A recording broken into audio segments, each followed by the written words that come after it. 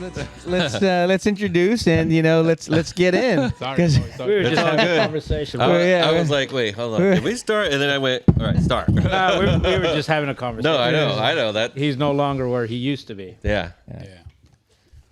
On to bigger, better things. I would say it's back to the drawing board with it. I've been coaching. He's one of my mentors when it comes to coaching.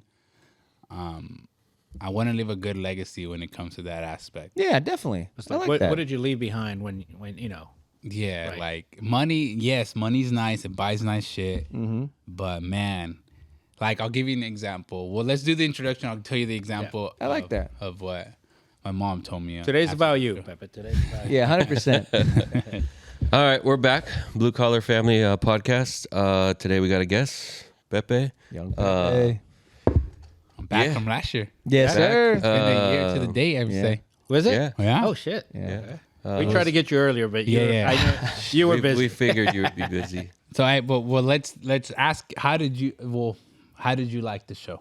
The show, it was Wait, for those that don't know or those that may have not watched the first episode, Pepe puts on a yearly Cinco de Mayo car show. Yeah.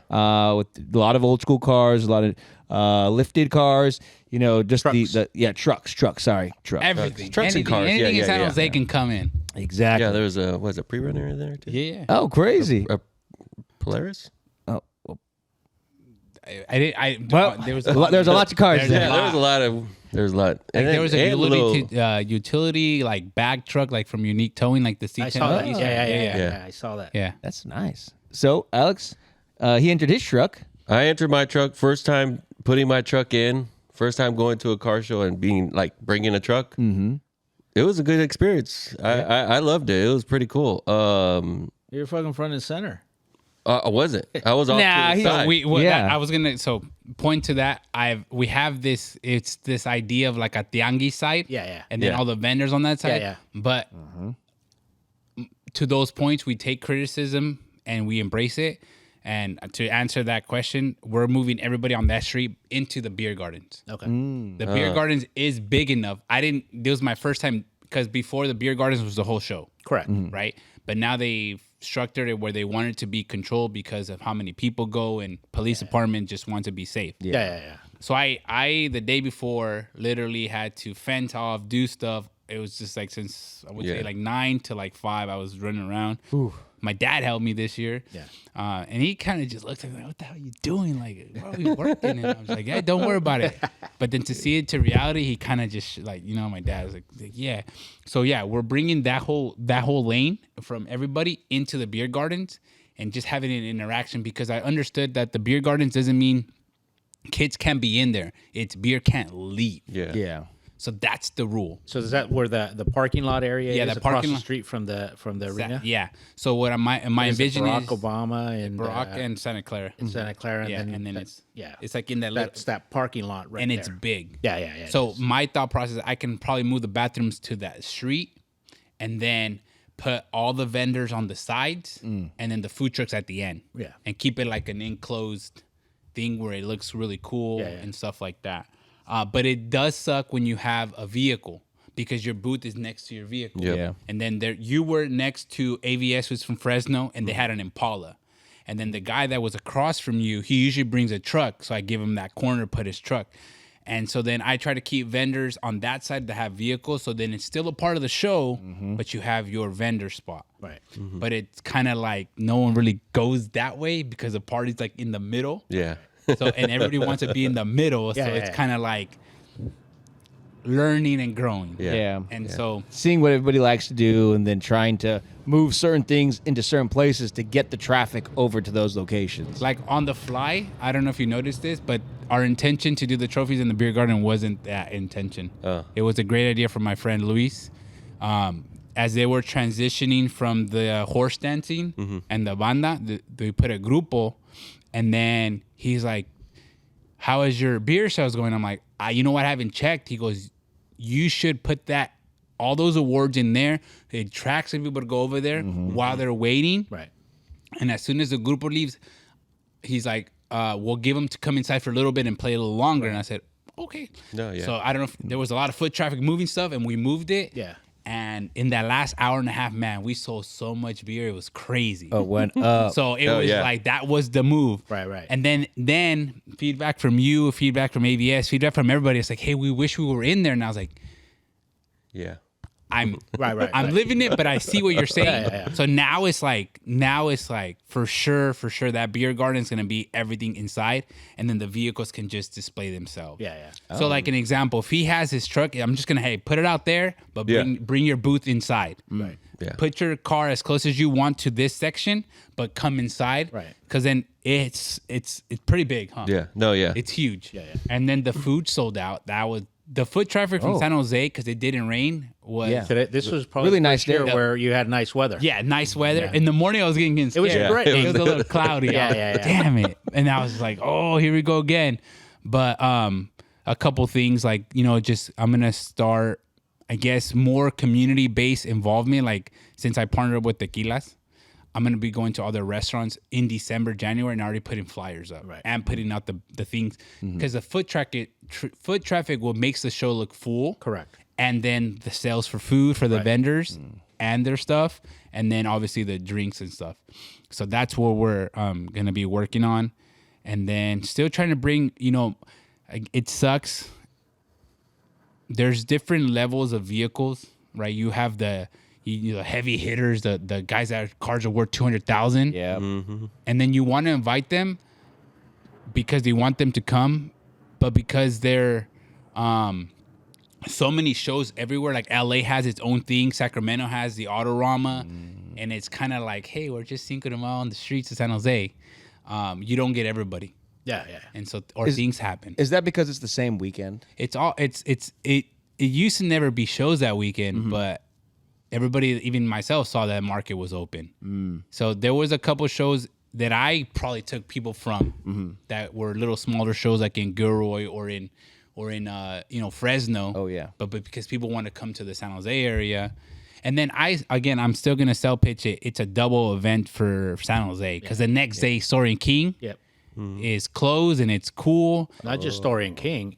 It's just the whole All San of Jose- King from Alum Rock to Yeah. Story was closed. closed. yeah. closed. Yeah. Damn. And so Sunday. it's a whole festival there too. Oh, so they're doing their do a own parade. events. Oh, parade. Yeah. Yeah, that's a parade. Parade starts right there on Alum Rock all the way to Straight Emma through. Push, right? Yeah, and it's like they'll have the cars on Story and King all the way to the end before the bridge, and then behind that they'll do all the festivals. But the cars are already parked there, Yeah. and then everybody ends at Emma Push Park, Okay. and all the vendors go in there. Yeah. and then people go in there. through. So it's like my best friend said, "Hey Pepe, how come we don't do that on Saturday there?" And I said, "We could. But you're already disturbing all the businesses. Like I don't know if you saw, like Tropicana had hella signs, don't park here, don't park here. So it's like it's hard to get those businesses to want to do it as well Yeah. because you're closing down those streets, Yeah. What's the incentive for them to allow you to use their space if they're not, getting foot traffic. Exactly. So it's a lot. But I praise to Peter Ortiz. He's the councilman for the East Side. He's very involved, and he's pretty much paying for all that. Yeah. Because everything is free. Yeah. There's no cost to no one but his department. Oh, wow. And so he has the heart of the East Side. Like East Side loves him. He does everything for the East Side. Whether you're Vietnamese, Chinese, Mexican, he's there. Any event for the East Side, he's there. You can't say that on the side of the other councilman. Gotcha. To be honest. Yeah. Yeah. Because he's for out. the people. Yeah, I've reached out to these councilmen that say, "Hey, we want to be for the community." No response back. Oh, crickets. Just straight up cricket. So when it comes to voting, you just smile and be like, "Yeah, Yep. right, man." I know where I'm going. I know where my vote's going. And yeah. I'm not trying to pitch it, but in my heart, I'm probably gonna run one day. Yeah, Like in all my right. heart, I like that. It's Hey, you heard it here first Yeah, on this like- podcast. Pepe, like- right here. For Congress. sure. Pepe for Congress right here. like I think there's just so much things like even in the educational system that can be corrected. of course. Right. Remember Pepe's background, right? He was going to be a school teacher. Mm-hmm. Right. Yeah. So that's what he went to school for. Well, Pepe, with that said, with the whole car show thing, think of it. I don't know how baseball works in the little league world or football, but I can tell you soccer. both in Northern California, so actually across the country. It's the most played sport in the country, right? And so you've seen this. You played it, you coached it, and I used to see it a lot. So thinking of how you're running your car show, right? Southern California doesn't like Northern California when it comes to soccer, right? It's just they think they're superior to soccer compared to Northern California.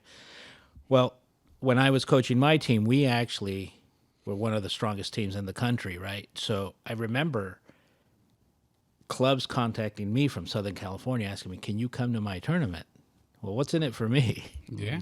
Well, you're going to attract other teams to come to my tournament, or vice versa with sporting here, right? Can you please come to our tournament, because then all these other They're gonna wanna top play ranked against you. teams are going to want to come into the tournament because of you, right? I never seen anything out of it, but yeah, Hey, I mean, they would you, ask. if they were giving you gifts, would you think about it? Nah, maybe I would go. Got a brand new Harley Davidson in the driveway. Okay, what's your tournament? So no, I mean, at the bare minimum, they could have said, "Hey, we'll waive the tournament fee," because tournament fees are pretty steep. Pretty steep. Yeah. They're pretty steep. You're talking about from $1,200 to $1,800 a pop, just to that game or that day. just to enter the tournament. Oh. So then you still have to travel. You still have Hotel. to get hotels. You have Food. Where does that gas. money go? To these guys' pockets? It goes to the club. To answer your question, it Yeah. goes to the club, right? So like that club has to have like, in order to have some of the best players, those best players might not have the funds to be in that academy, Oh, and so that money gets filtered to pay their fees. gotcha. So like example, let's say like an example when I will use Edwin, right? Yeah. Edwin wasn't from Edwin Luna, by the way, wasn't from like a rich family. You know, Edwin Luna, his dad, grew up in the East Side like all of us. You know, to this day, he still works 2 jobs. Like he's still hustling. And Edwin got called to the academies and all this. And Edwin's dad probably told him, "Hey, take my kid, but I ain't paying shit." Yeah, Right? if he's so good they enough to have play, to find a ways to fund that. So I'll give you an example. When I played in Santa Clara Sporting, my dad, man, I still look at him sometimes. How the hell did you do it? He would get home, just say, "Let's go." He wouldn't even eat, and drive me all the way to the Santa Clara with traffic going that way, and then sit in the truck, like in his little pickup truck, and then wait for me to practice for 2 hours. And then on the days I didn't practice, he had to go to do bingo nights, and be there as like those staff members. Oh, okay, the callers. And that would pay for my fees. And if my dad didn't do that, there is no soccer, right? And then it's funny because when you play in the East Side, there's no structure in that form, right? It's all like coach doesn't get paid. He does that because he loves his kids, and especially because Sergio's playing. So he's killing 2 birds with 1 stone. I'm coaching my son to be at the best that he can be. And if I could have extra 20 players, it's okay, because to me, they're all my kids. Yeah.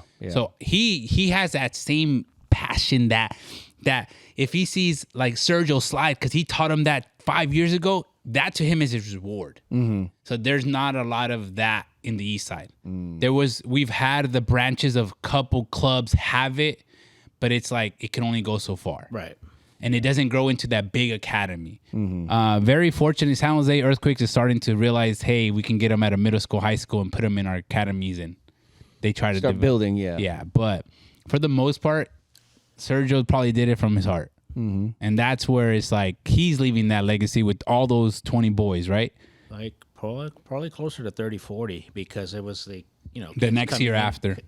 kids coming in and out, right? Yeah. Oh, So yeah, impact- cycling. Yeah. Because in that, and it was you guys were the Mount, it was the Mount Hamilton, Well, we were, but then it switched, right? so we were actually PAC.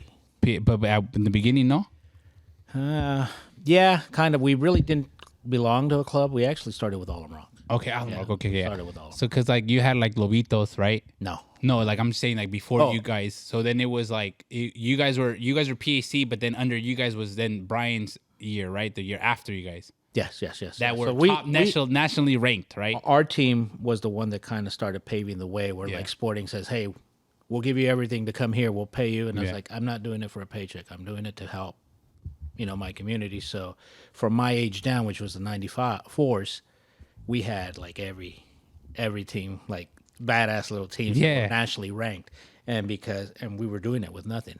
Right. Because like to get to your age, right? So you go PAC, then you go. I think it was Lobitos, which was they didn't have the structure that you had with them, but they Right, were a right. team from the east side. Correct. And then prior to that, you had before them was my team Tigritos, Yeah. right? And you watched that.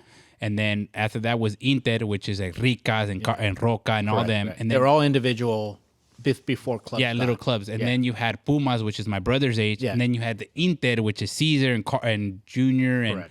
and Rene and all those guys. And then you had Keeks. Yeah. And then it was you.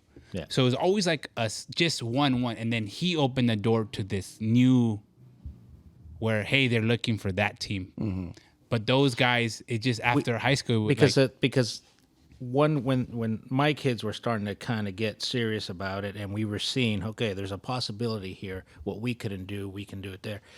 Club level started to happen. Where before it was a league and individual teams. Yep. So club level is basically a club that basically has every age group, both the girls' side and boys' side. Mm-hmm. And so we started to go off and start not really recruiting. Or Todd kind of recruited. Yeah. But everybody was like, well, we want to be a part of that.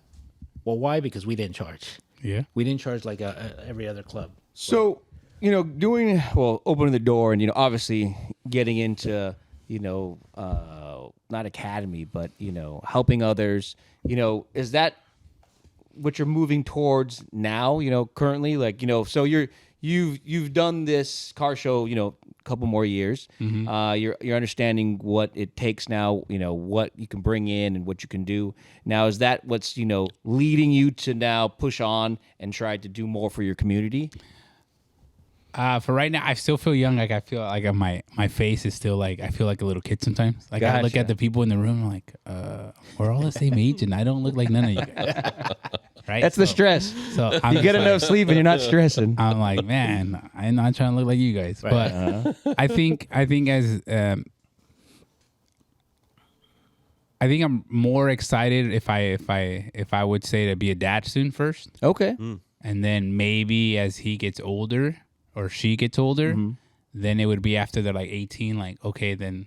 Oh, so that's when like a bit further down the road is when, wait, you, it's when you're like, thinking about getting into that kind of Correct. Okay. Yeah, because like right now I'm about to start baking the oven pretty soon. Oh, you're trying. There you go. So All right. That's the dream, and Yeah. And I told my girlfriend and I told my parents, I'm gonna manifest. I'm gonna tell the whole world I'm having a kid soon. Like it's coming.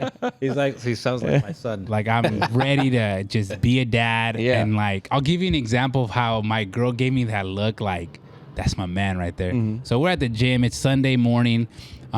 She's like, hey, I don't feel good, getting dressed up to go to church and then the gym.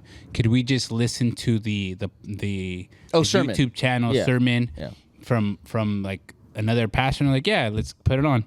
So we were driving and we have the AirPods connected like temporary. So we're listening to the same thing at the same time. And there's this dad, and he looks like, I want to say his dad or his grandpa. He was in an older age, but the kid was like 10, 11. And I asked the dad, I was like, hey, how old is he? He goes, oh, he's 14. But you could tell he's not 14. But the gym rule is you have to be 14. Oh, okay. So I saw him. He didn't want to be there. He just like, what are we? Like, The kid, he wanted to be at home, sleeping, playing video games, something else. The right? body language, right? It was kind of like, I'm just here because this guy's telling me to do stuff. And I was just looking at him, and then I saw him looking. He was half looking at the mirror, half not. Like he was shy still because he was trying to do what his dad told him. And I kind of looked at him and I said, move to your left. And then he kind of like picked his head up and I said, copy me. I'm going to show you how to do it without being close to you. And I said, but you need to look at yourself in the mirror and tell yourself you can do this. And so I said, we're going to do the same workout. So I started doing shoulder raises because that's what he was doing. And I said, and then you're going to turn your wrist this way and we're going to go this way. And then we're going to go forward. And then we're going to lift it up.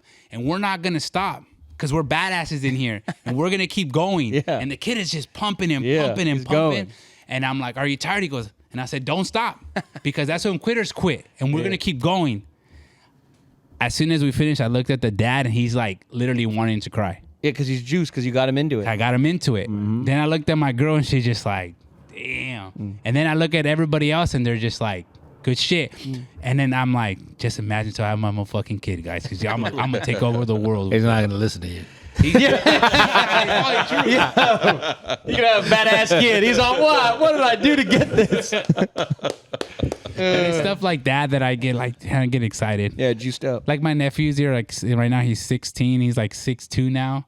Oh yeah. I'm like looking at him like, hey, fucking tall mother. dude, really? And he's and then my nephew, he's 13, about to be 14, and he's like 5'2". But like I told him, your time is coming. Yo, hey, you're a 7th grader. You'll still grow. You'll have You'll it. grow, yeah. It's because he looks at his brother. He's like, how is he so much taller than me? And I'm like, he's in high school. He's a sophomore. That's when you hit it. And I remember because I told him, I was like, bro, when I was in high school, I was a freshman. I was probably just as tall as you. Sophomore year hit. Things changed. Braces came off. Glasses came off. Pepe came out. Hey, Pepe came out. It was just like a coming out party. So, And I told him the story. I told him how like that motivated me my freshman year. I was a freshman. I think I told you guys this about that girl that told me, oh, you're fat. nah. Oh no, you didn't tell us that one. I'm in high school, right? My sister unfortunately worked at Burger King my 7th, 8th grade year. Yep. Every night we ate Burger King. Yeah. Every night, chicken sandwich, double, fries, and my Coke. I had it ready. Yeah. It was free food. Exactly. Because she literally said, we're going to throw this away. So I just bring you food. So my dad would go pick her up at the East Ridge Mall, bring her home. It was 8 o'clock. I already knew I was eating. Yeah. I didn't have to ask any questions. My mom, Sandwiches are there. At that point, my mom wasn't making dinner anymore because she already knew we're all going to just eat whatever was brought. Yep. She'd bring 2 bags, drop them, and we eat. Yeah. So I did gain weight, and then I had a torn my I crashed into a tree in Tahoe, and so I had kind of gained weight. Skiing, snowboarding. On the little ball Sleds, thing. bobsleds? No, the little circle thing, like a little kid. I was, Yeah, little round sleds. a little wrong sled. Oh no, And it like- the saucers. Yeah, Yeah. and I There you go. turned and I crashed into a tree. And long story, I'm glad you didn't hurt yourself more. You know what I mean? No, it's torn People die, bro. it was like to me. People I say, "Oh, do you want to go to snow?" And I'm like, No, hell no. I barely went snowboarding for the first year this year. Oh, you did? Yeah, and I actually liked it. And I was like, "There's no trees, cool, we good, go." Yeah, it's all open. So, but that happened, and then I got my freshman year, and I remember I had glasses because I couldn't see. I had acne. I looked like a mini Buddha. No. And I was short as shit. Like, but I played really good soccer. Like, I could still kick a ball and juke and whatever. And I was playing forward at the time. And then, you're in high school and there's dances and let's see girls. And then one girl, I was like, hey, what's up? And she's like, oh, you're fat. So I was like, oh, okay, I guess I am fat. The hell? So I went back home and I told my brother, hey, this girl told me I was fat. I told her I liked her. And he's like, oh, you fucked up. He's like, you don't tell a girl you like her. You kind of like, he goes, but you know what though? She's not wrong. That's gordito. And at that time, my brother is 7 years older. So I was 13, 14. He's probably like 21 in his prime. He was playing college ball. He was looking good. And I was like, so what do I do? He goes, all right, well, stop eating Burger King, number one. And he's like, you got to start running and working out at home when no one's watching. I said, okay, I could probably start doing that. And then I told my dad that if I lost 10 pounds, he'd let me go get contacts. Oh, okay. So that was a bet. An incentive, yeah. And then I told him I couldn't see on the field, Sergio. There was a time where the ball would be coming, and I'm like, wait. Oh, depth perception would be off. Like, it was coming, and then it would hit me, and I'm like, oh, shit. And my dad would be like, the Mexican, cabrón, pelota. What are you doing? Like, I couldn't see it. So I told him, I can't see anymore. And he goes, okay. So we went to get tested. Sure enough, blind as a bat. Like blind. Like there's just like, my percentage is -5 like right now. Yeah. So he put him on. And even in class, I actually was able to focus more. Now I could see everything. Exactly. So then it transitioned that movement where I took off the glasses and then I had a growth spurt. I grew. And now girls are looking at me because now I got like my little 2-pack going on. Yep. Got, just running and playing soccer. So now I'm a sophomore, a little more comfortable in high school. So senior year was trouble. Senior year. For everybody else, huh? It was trouble. Like, I did have a girlfriend sophomore and junior, but my senior year, oh man, that was bad. Crazy. I had a Suburban. I was always leaving. I was just mobbing.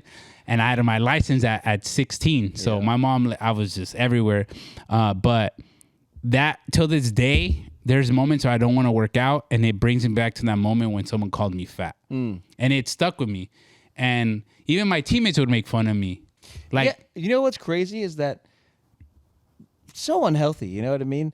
You know, if especially your teammates are not supposed to be putting you down, right? They should be, you know, obviously helping you, lifting you up, like, hey, you know what? You may be a little slow, but you know, we can do this together. Or pretty much like, you know, what you do to your friends. Fucking grow up. Not in the He didn't play sports. Well, look in here. I didn't really play sports actually, but I did do a lot of skateboarding. And there is always a, you know, good amount of shit talking you do, but you do it with a better intention. You're not just shitting on somebody to shit on them, like, man, you fucking suck, get the fuck out of here. You know what I mean? There's more like I think that not like it was more like, well, you know what? To be honest, I take that back because we had kids we made fun of kids based on how they looked. That's It was true. clowning It around. was clowning around. Like I was short and fat. They called me. Well, Luisito used to call me gordo. Like, get out of here, gordo. Like he's like this little thing, right?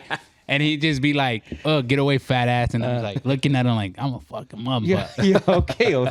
Just wait. But the moment that transitioned and everything, and like, I had already signed my commitment later by my senior year, and I already had gone on all my trips.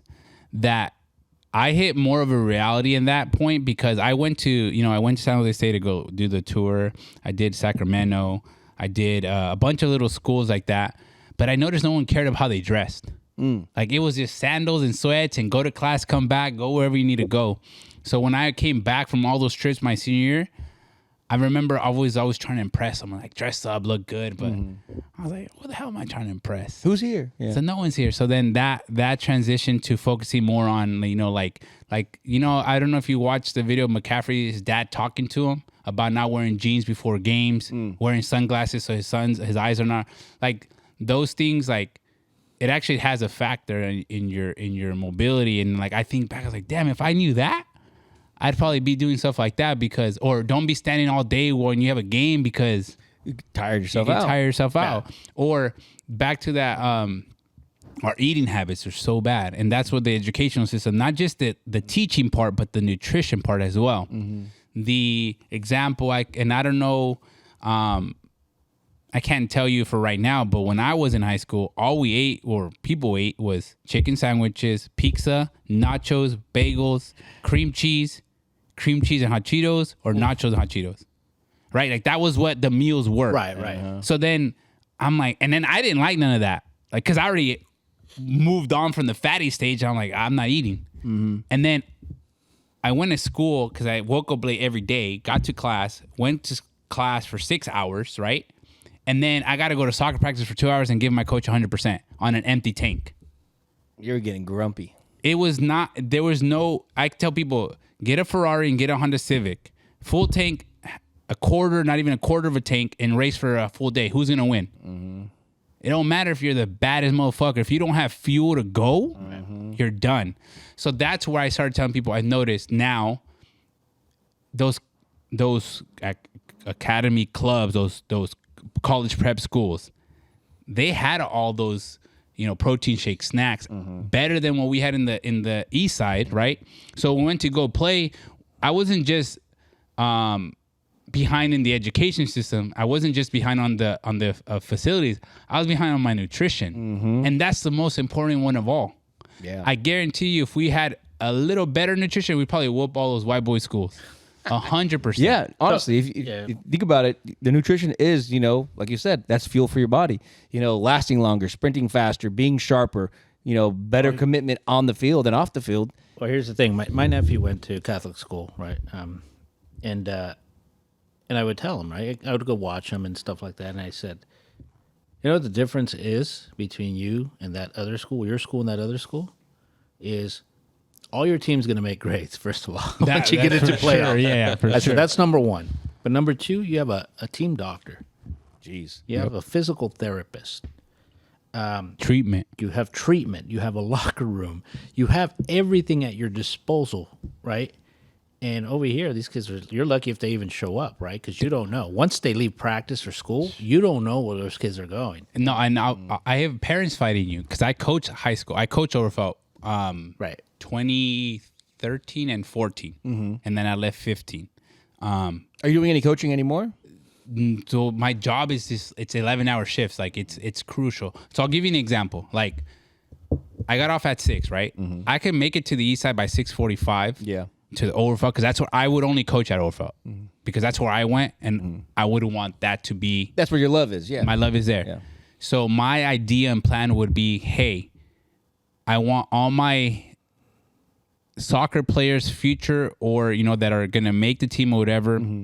I would ask the school, hey, can I get access to the gym or the basketball court or whatever, and do like sprints there, work out, and then I would find ways with my platform to have like nutrition shops donate, protein.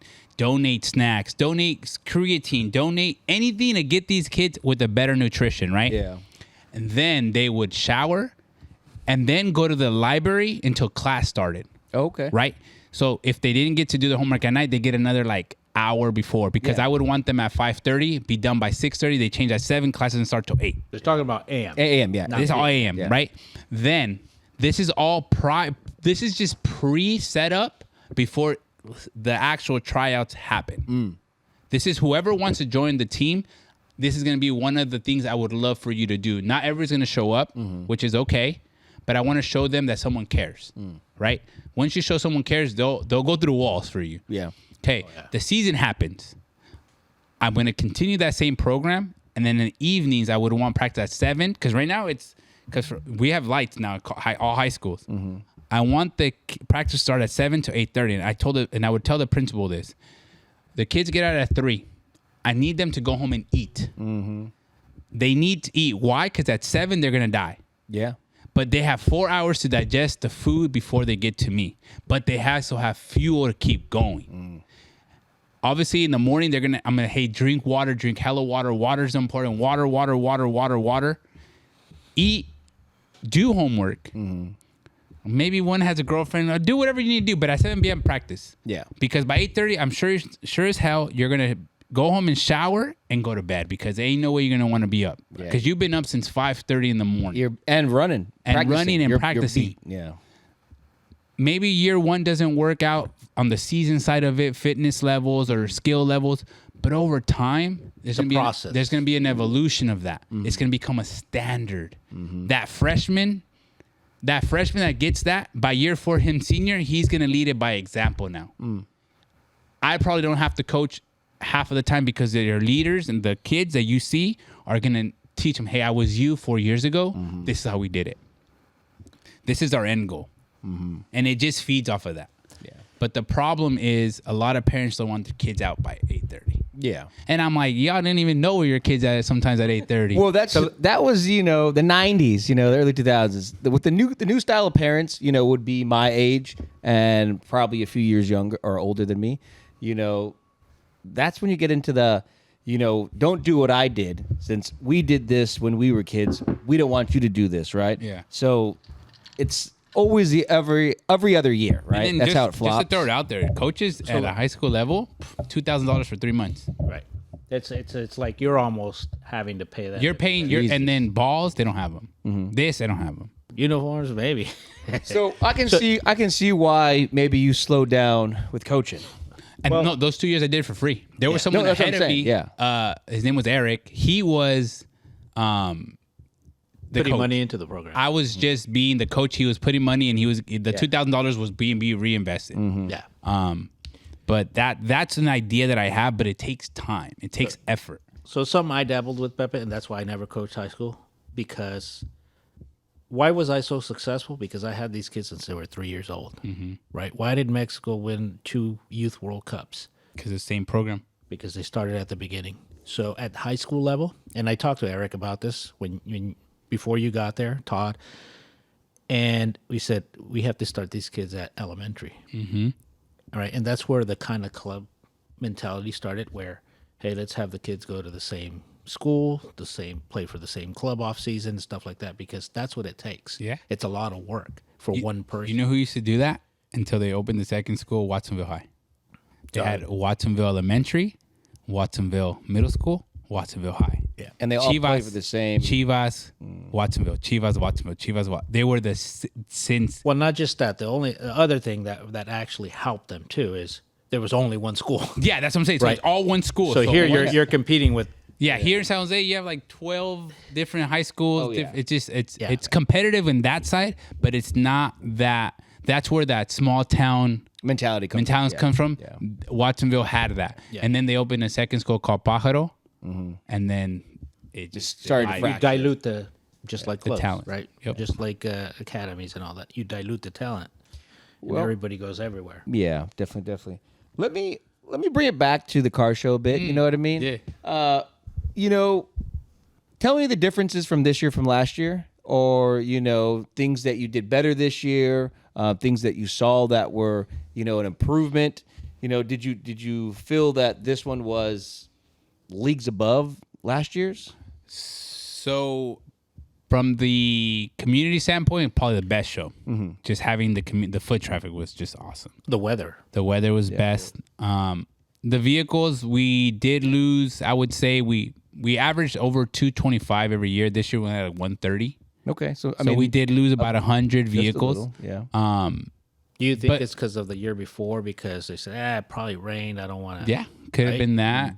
Again, people are scared of that 152 from the Central California. But we drive it. We go over there. But it does. I'll give you an example. Having a vehicle and going to a car show and maybe having to trailer it and having to get a hotel and eating, it adds up. Because I did 2 in the last 5 months, and it's about $1,500 to $2,000 trip.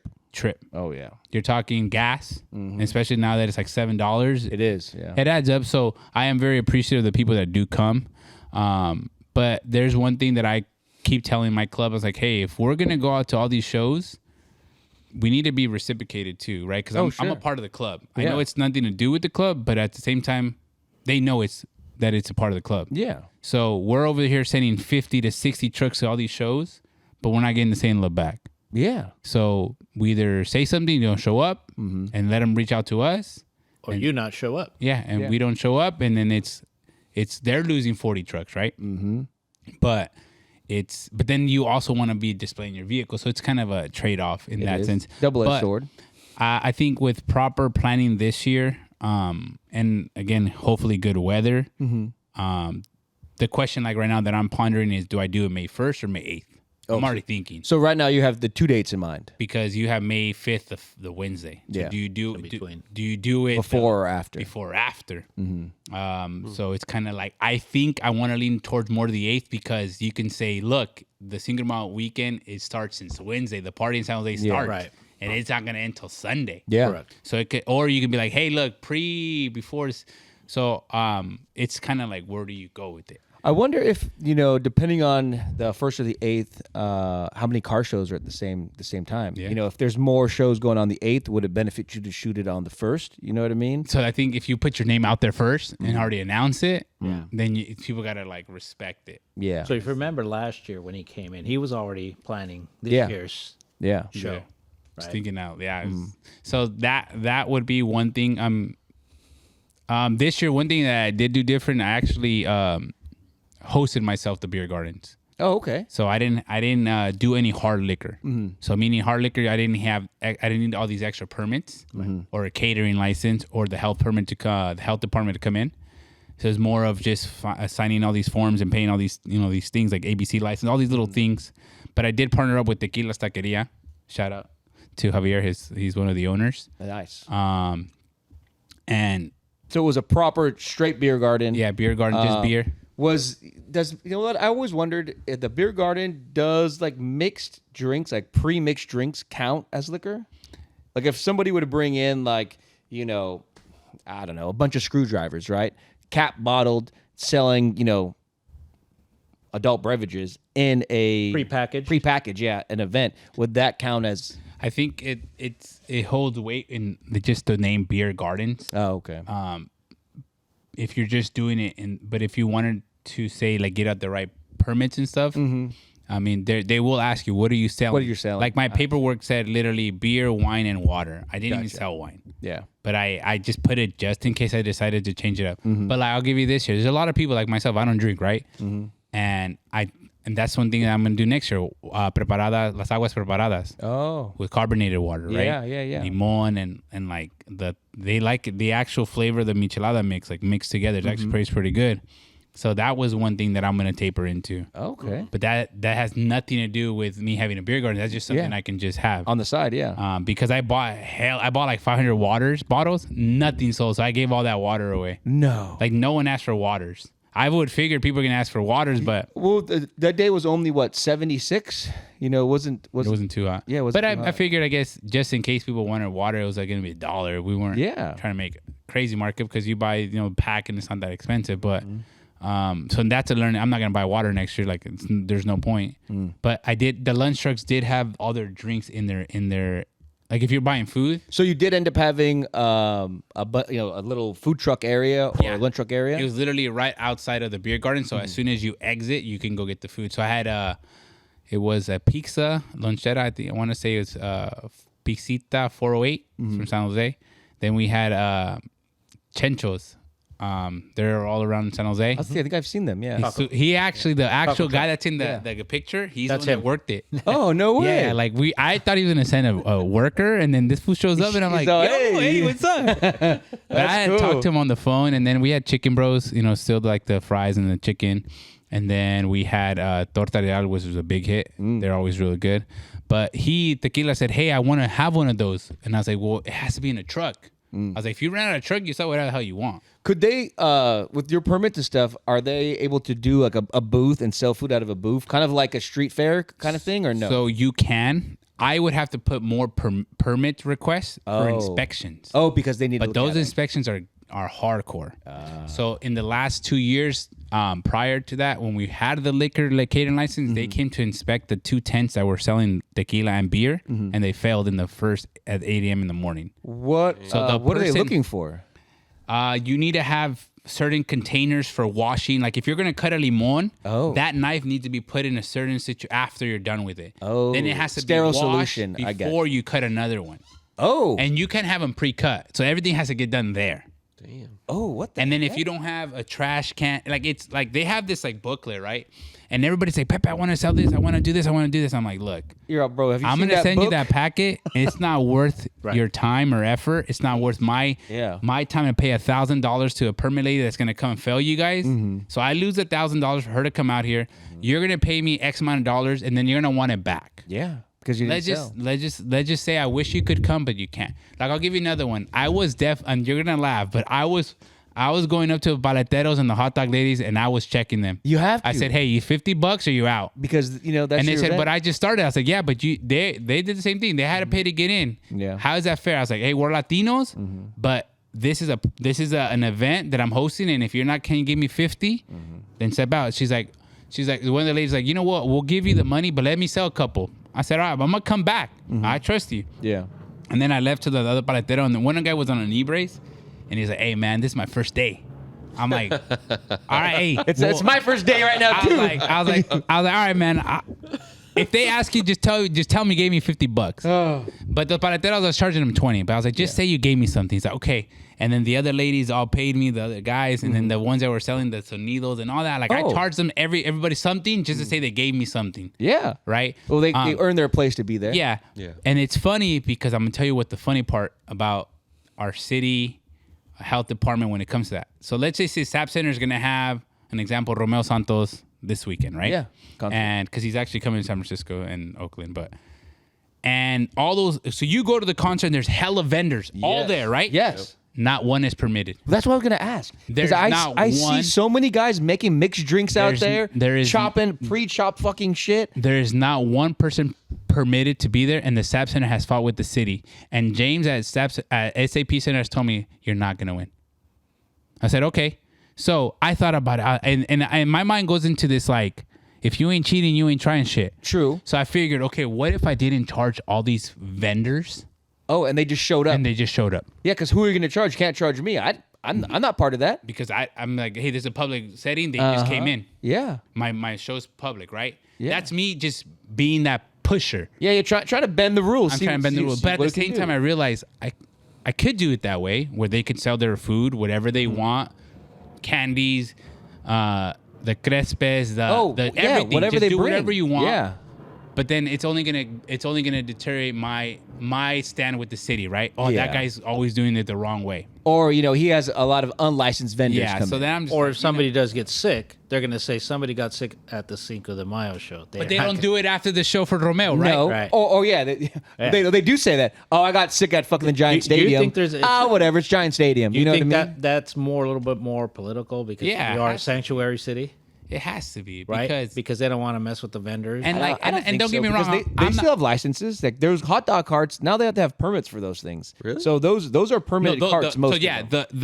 the anything that's mobile has a permit. Those Yeah. guys are cool. It's the guy that puts up the tent and just starts making food and Yeah, doing yeah. his thing because he's trying to like make money. Yeah. All praise okay. to him, right?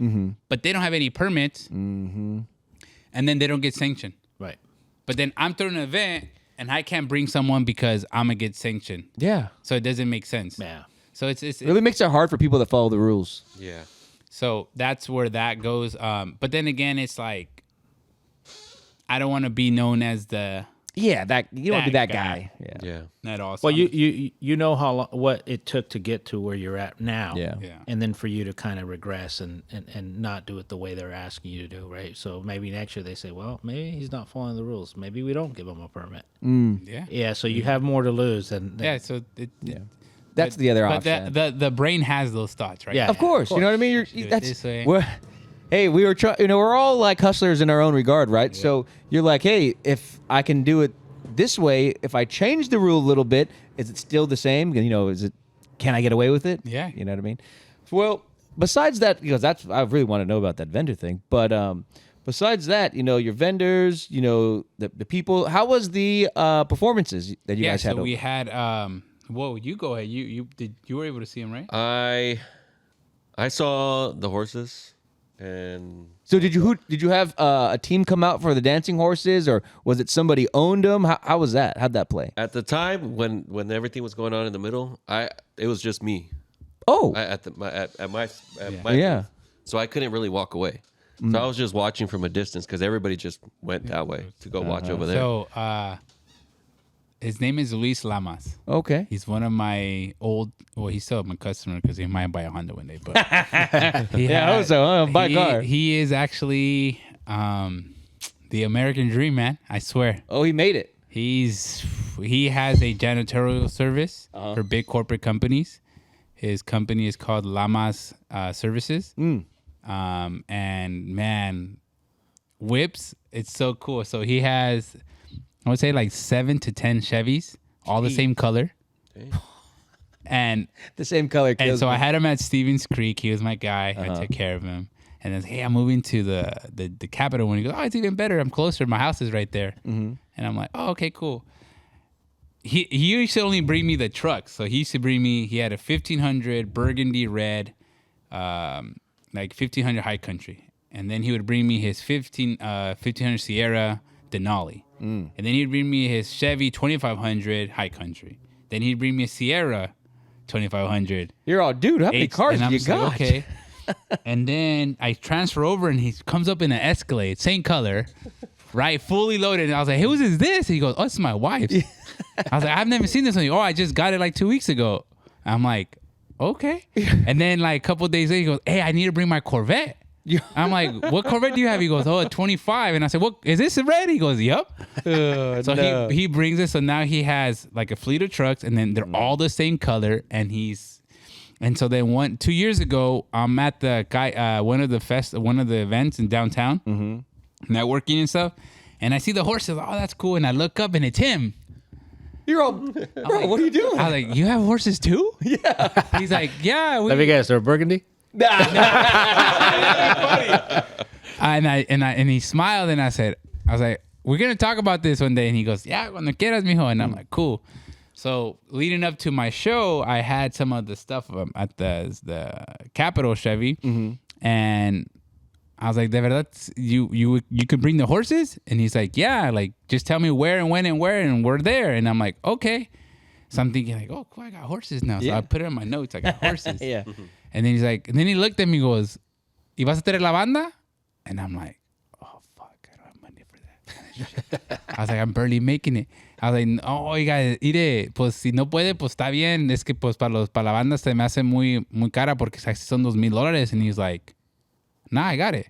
I just want to make sure, like, do I got it or you got it? And I was like, oh, I don't got it. Yeah. You got it. You please, you. He's like, which banda do you want? The one that wears the red. Yeah, the burgundy jackets, whatever you want to get. So and I kind of smiled, right? And I was like, he's like, and I kind of just said, like, ¿qué quiera, oiga? And he goes, you want banda MS? You want recodo? And I'm like, this motherfucker got money like that. But then I started thinking back, like, I don't know if you guys heard this, but there's like a secret society up in Silver Creek. Like, you're talking like the big San Jose Latinos. You're talking about, you know, the Marcus brothers. You're talking like okay. Calderon. So yes. You're talking the Mi Pueblo family.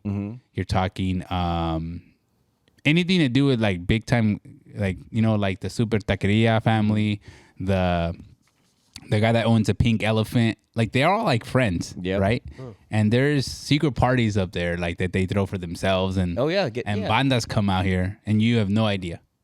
Yeah, because it's, you know, it's their secret event. It's an event for themselves. Like, and so you hear about it, but like, damn. So I ask, like, sometimes I ask people that I know people, and they're just like, they just kind of shrug their shoulders and I don't know what you're talking about. So it's like, I figured, I was like, dude, he must be in that realm up in there with them, right? So I kind of smiled and I was like, nah, it's fine. I don't need those big ones. I just need a little one. So then he's like, okay, I'll bring you one. I was like, all right, cool. So we left it at that. And then this is all talked in December. So it's not set in, this is just like us messing around, right? Yeah. And then in like March, April, he came back to bring his wife's Escalade for a recall. And he's like, hey, I got you locked in. Like, we're in. And I'm like, oh, yeah, we're in for sure. He goes, okay, I want to meet you at that spot. Like, I need to know where I'm coming in and blah, blah, blah. And I'm like, okay, the day before the show, I'm going to do a walk with you. We'll do it. But for right now, I'm going to send you all these pictures so you can take a look. He's like, oh, okay, cool. So fast forward, he, that day, the Friday when I was setting up everything, he comes in his nice fucking Corvette. And I'm just like, yeah, this is the spot. This is the guy. So I was like, de aquí va a entrar, aquí la va a hacer aquí, yes. He goes, okay, perfect. So he brought his horses. And they showed out. And they and the pictures and it's just... That's the cultura right there. And one of the things I was telling myself, like, you know, car shows, like, and I feel like this is another reason me, in my heart, and I'm going to express it, I don't feel like people are coming because they think it's a Mexican thing. It's a Mexican show. Yeah. Because the name is Cinco de Mayo. Right. You're promoting horses. You're promoting banda. You're promoting, like, it's not your typical car show where there's... You know, the burnout pit, the drag strip. It's not that crazy, but it's more family based. And then like our, you know, los güeritos, the white people are more like, it's cool, but it's not us. It's not their vibe. So this year I was very fortunate to have Unique Towing and some of my good friends, and I was like, just come in. So here's the thing, Pepe. Whose district is the arena district? It's not Peter's, right? No, it's so right. So I just found out that it's from 87 this way to the SAP Center is a whole different. It's District 4. Oh, San Jose District 4. Yeah, so it's considered downtown, but they split downtown in half. Yeah, got it. So 87 towards like San Pedro Square is District 3, and that's some guy named Anthony. He just took over that. Oh. So I reached out to them, but they're like, "Hey, we would love to, but that's not in our district. So you have to reach out to these guys." But the whole time, they kind of said, yeah, we'll help. And then it push comes to shove, and they weren't there. Nothing. Yeah. So I reached out, last minute, I reached out to that department. I didn't hear back. So I was like, all right, this is what it is. But what you're saying is true. I mean, I'm born and raised San Jose, just like you, right? And I remember the parades. It used to be downtown. Yeah. Santa Clara Street, like in downtown, right? I remember my parents taking me when I was a kid. And, you know, maybe the late 90s, 2000s, things got out of hand. Yeah. You know, a lot of gang activity and stuff like that. So they shut down the cruising completely. Thing. You know, there was a bunch of car shows almost every weekend at the fairgrounds. Remember that? And it was from Tully Road all the way to El Camino. Yeah. It was all weekend. You know, the show would end and then just go cruising, right? So they just lifted that sanction again, thanks to Peter, right? Yeah. Well, it was the group that's working with Peter, so they're called the Lowrider Council. Right. So they're I've actually seen them on the news, I think. Yeah. So that there's actually, if I'm just talking to some of the people from downtown. I think one of the group members is the actual teacher of San Jose State for like cultura, like an actual class. Like I remember I took one at Deanza. It's called Chicano history. Chicano Yeah, history. it's Mexican That guy studies, was yeah. dope. That guy taught us a lot of little things. Like damn, like I didn't even know that. But yeah, it's a lot of like that like. But you know what? I it was like in my heart. I was like, you know what? Fuck it. I am Mexican. Yeah. I am gonna fucking put the Mexican music on my page. I am gonna use these fucking Viva Mexico. You know what it is? I am Mexican. I am proud of it. Right. So my call out right now is to all those Mexicanos that go to these white boys shows and pay them the white boys these money, these prices, and drive 4 or 5 hours, but you can't help but your own town, your your own Mexican home. brother, No, your own that's- town. Like, but then again, but hey. I see it from a distance, but I don't hate you, right? Because you're a grown ass man. But Yeah. we talk about let's support each other, let's love each other. But Where's the reciprocation? I'm getting more love from the white boys. Yeah. Because don't get me wrong, everyone fucking loves tequila. Everybody loves beer, Mexican beer the most, and they love their tacos. Yep. Facts. I don't care if you're racist or not. You love your tacos. I think it's a little bit more than that, Pepe. I think we talked about it a little bit last year, right? Because you are the guy that opened the door. You are the one that's kind of pioneering it. People don't want to see people succeed, especially in your own community. Yeah. That's a That could be a fact. part of it. No, that's you a know. fact, right? So, I mean, They're seeing it as, oh, he's making money. Why do I need to give him my money? right, or why is he gonna be? He thought of it first. It's not like I can't be happy for you type of thing. Why not? Why Well, not? Right? I mean, that is definitely true. But my question is, you see all these. Let's say your car showing off. You have a small Mexican attendance, and you have a large other nationalities come out. Right. That should motivate the people that, let's say, the Mexican people that came to see the event, and they see that now they are a minority at a technically cultural festival for themselves. You would think they'd want to bring out more of their family, calling their cousins. But it's not the community. The community always loves. Yeah, I'm talking 100%. about like the people that are builders in their own respect. Like an example, let's just say he didn't bring his truck because he's like, nah, I ain't gonna go to that. Yeah. I'm not gonna drive my truck right now. I live here in San Jose, but I don't care. Right? But let me go to Sacramento in 2 weeks from now and pay $150 to put my truck in that one. in that event. Yeah. I don't even know the owner.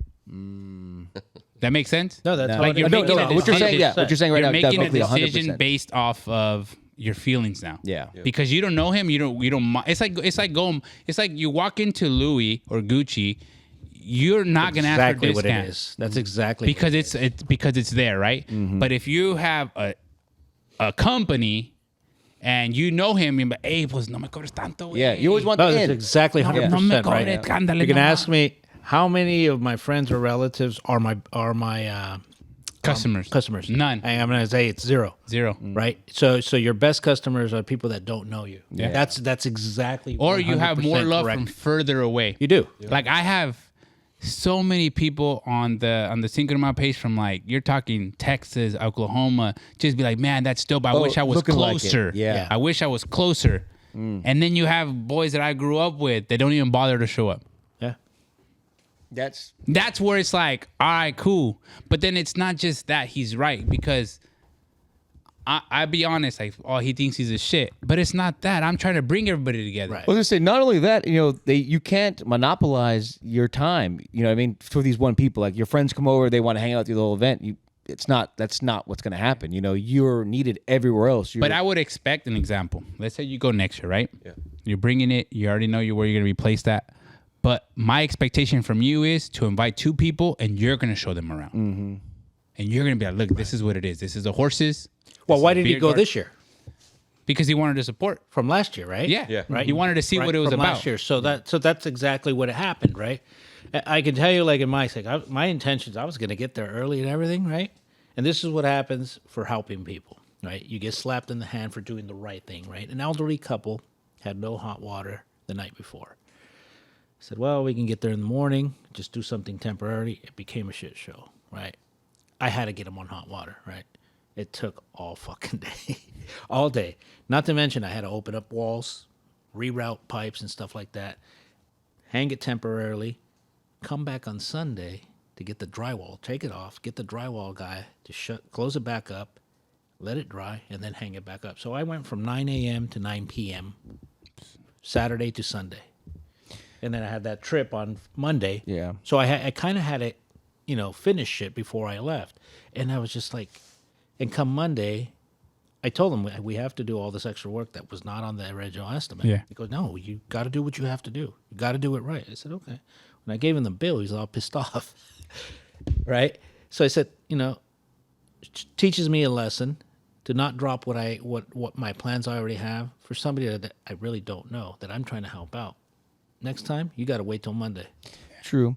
My thoughts, Pepe. You got your show was from 8 to 4. Was that was the time frame? So 9 to 4, yeah. Oh, 9 to 4. And then the roll in for the vehicles 6 to 9. Gotcha. Is the do they allow you to go later in the day, or is that kind of the cutoff time? It has a cost on the closure side. So I gotta pay. So shout out to Statewide, Chris. He's one of the sponsors for the show, and then imagine it's a Saturday, so it's time and a half for his workers. Oh, okay. And there's closing. So if I were to close the street at 6, like let's say we close it at 6, they have to be. So if we close it at 5, they had to be there at 3 to set up. Oh, in the morning. Right. And then they got to come and clean it up. So would it be, this is just throwing it out there, obviously, because that's what they did this time, right? I've thought would of it be like extending it. Or no, just starting in the middle of the day, I guess, like 10, so that, I guess it's all the same pay, or no? So you would have to think about the people coming from further away, right? So it also, that also plays a factor, right? Where if you're coming from Fresno, that's a 3-hour drive. Yeah. So you have to leave there like no later than 6 to get there by 9. And normally someone says, hey, I'm coming from Fresno. I'm coming 5 deep. Can you save me a good area? I'm going to be like, yeah, like you're coming from hella far. Hell yeah. But if some guy from San Jose is like, hey, I'm going to get there at 9:30, I'm like, find a spot, wherever bro. you can. Find a spot. Does that make sense? Yeah, 100%. But then here's perception to reality. He doesn't know who the hell's coming. He sees cars rolling by 9:30. He's like, oh, how the hell did now he he's get his pissed. spot? Yeah. Now he's pissed. So half the time you have to make announcements like, hey, these guys are rolling from Fresno. Let them in. Let them in. Because if you don't know, people are gonna get angry. yeah, and that happens. Favoritism. Why is he playing favorite? Yeah, I see Or like the guys that early bird gets the worm, right? But there's people that come from far. So it, like in the years past, there was the first 2 years, it was by like 4:30. The line was so long. Oh. Because it was new to everybody, right? And everybody wanted to be right in front of the SAP Center. But not every truck is, in my opinion, SAP Center worthy. yes. That's what it right? is. So it's like the pictures speak 1,000 words. And I don't know if you saw the pictures this year. Oh, they were solid. Solid? Like solid, It where was the nice. It was vehicles so that nice. were there. Now, I am a type of person to be like, I'm going to work my ass off to get to that middle. That's the way I see it. Yeah. I want my truck to look, to be that part. Exactly. Like an example, like his truck won best lift, right? Yeah. My opinion, the guys already know, hey, we're going to use his truck to put it in the flyer for next year. Oh, okay. The lowrider that won, we'll put him in the flyer. Oh. The car that won, we'll put him in the flyer. And then we'll put a truck. So now it makes it look like there's 4 different genres of cars. Yeah, slightly mini lifted, events. You know what I mean? You have the lifted truck, you have Yeah. the lowered truck, but you also have a cool car because there was a little Honda Civic or something like that, or hatchback that ended up winning like an award. Oh. Because it wasn't done, but for what he had, it was pretty. The paint was on point, engine was on point, interior was on point. He was missing a couple doors, but I think he was just trying to show off everything. Oh yeah, he wanted to show the inside. Show the inside. Yeah, inside. off. So okay. it was so like. I mean, we can go both ways where guys gonna be that are in trucks saying, oh, I don't want to go to that show because it's all different genres. Right. Okay. And then you have the lowriders like, oh, I don't want to go because it costs too much. Oh, I don't want to do this because of this. Right? I guarantee you, if I did a show for free, everybody would be there. I wouldn't have room for nobody. Because everybody loves the word free. Yeah. But they don't know that I'm not the city councilman having a budget from your own money because it's government taxes, funded, right? yeah. It's actually your taxes paying that he's just allocating there. Yep. But in this situation, it's Pepe putting his money that he's been saving all year to potentially gain some back just to call it even and half of the time lose, which is okay because I have a passion. Yeah. And that passion is gonna be where the team think we're this close to making it a staple. Oh. where the beer gardens is inside. Yeah. Instead of we'll do the kids dance in the folklorico, we'll do the horses out there, and as soon as that's over, the banda starts inside. Oh yeah, and then it draws And everybody it draws in here. And now they're trying to buy stuff, and they're trying to buy food, and they're trying to eat. And if you're bored, go walk around, check out the trucks real quick, and then come back. Yeah. So it's gonna be like a mixture of everything. So next year, that's how you're planning it next year. That's right? what- He learns from every year, right? So Every year this- you learn year from- 5, right, Pepe? Where were you at? Well, this would now be Right. coming 5. So where were you at first year? first year, right? Eastern Compared to where Mall. you're at now, Well, right? Yeah, definitely. Well, Yeah. before that was have you done it at the SAP Center 5 years in a row? No. No, so it'd be 3 in a row. Remember, he So, started yeah. at Eastridge. That's what I was gonna say because I Yeah. could have sworn it was at a different location. Yeah. So Yeah. it was easy. So like things that my brain like wander into life when I'm working now. It's like, what truck do I use? What car?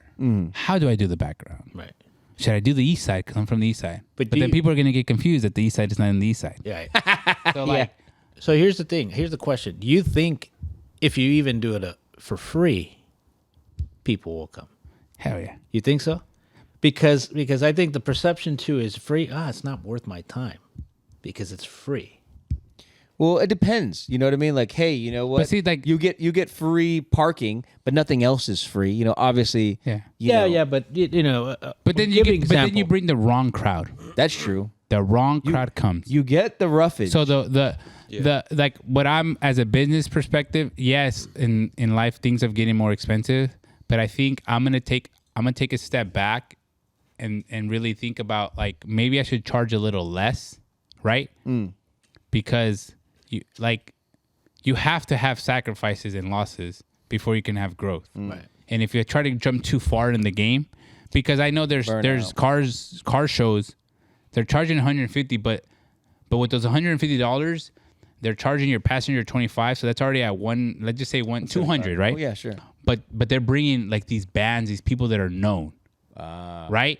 So I haven't tapered into that market of bringing a live band that's gonna play like on the stage and all that. Yeah, exactly. Because I'm not there yet. So my thing is be not that I'm being comfortable with it. You're growing as at the rate it year should by be. year. Yeah.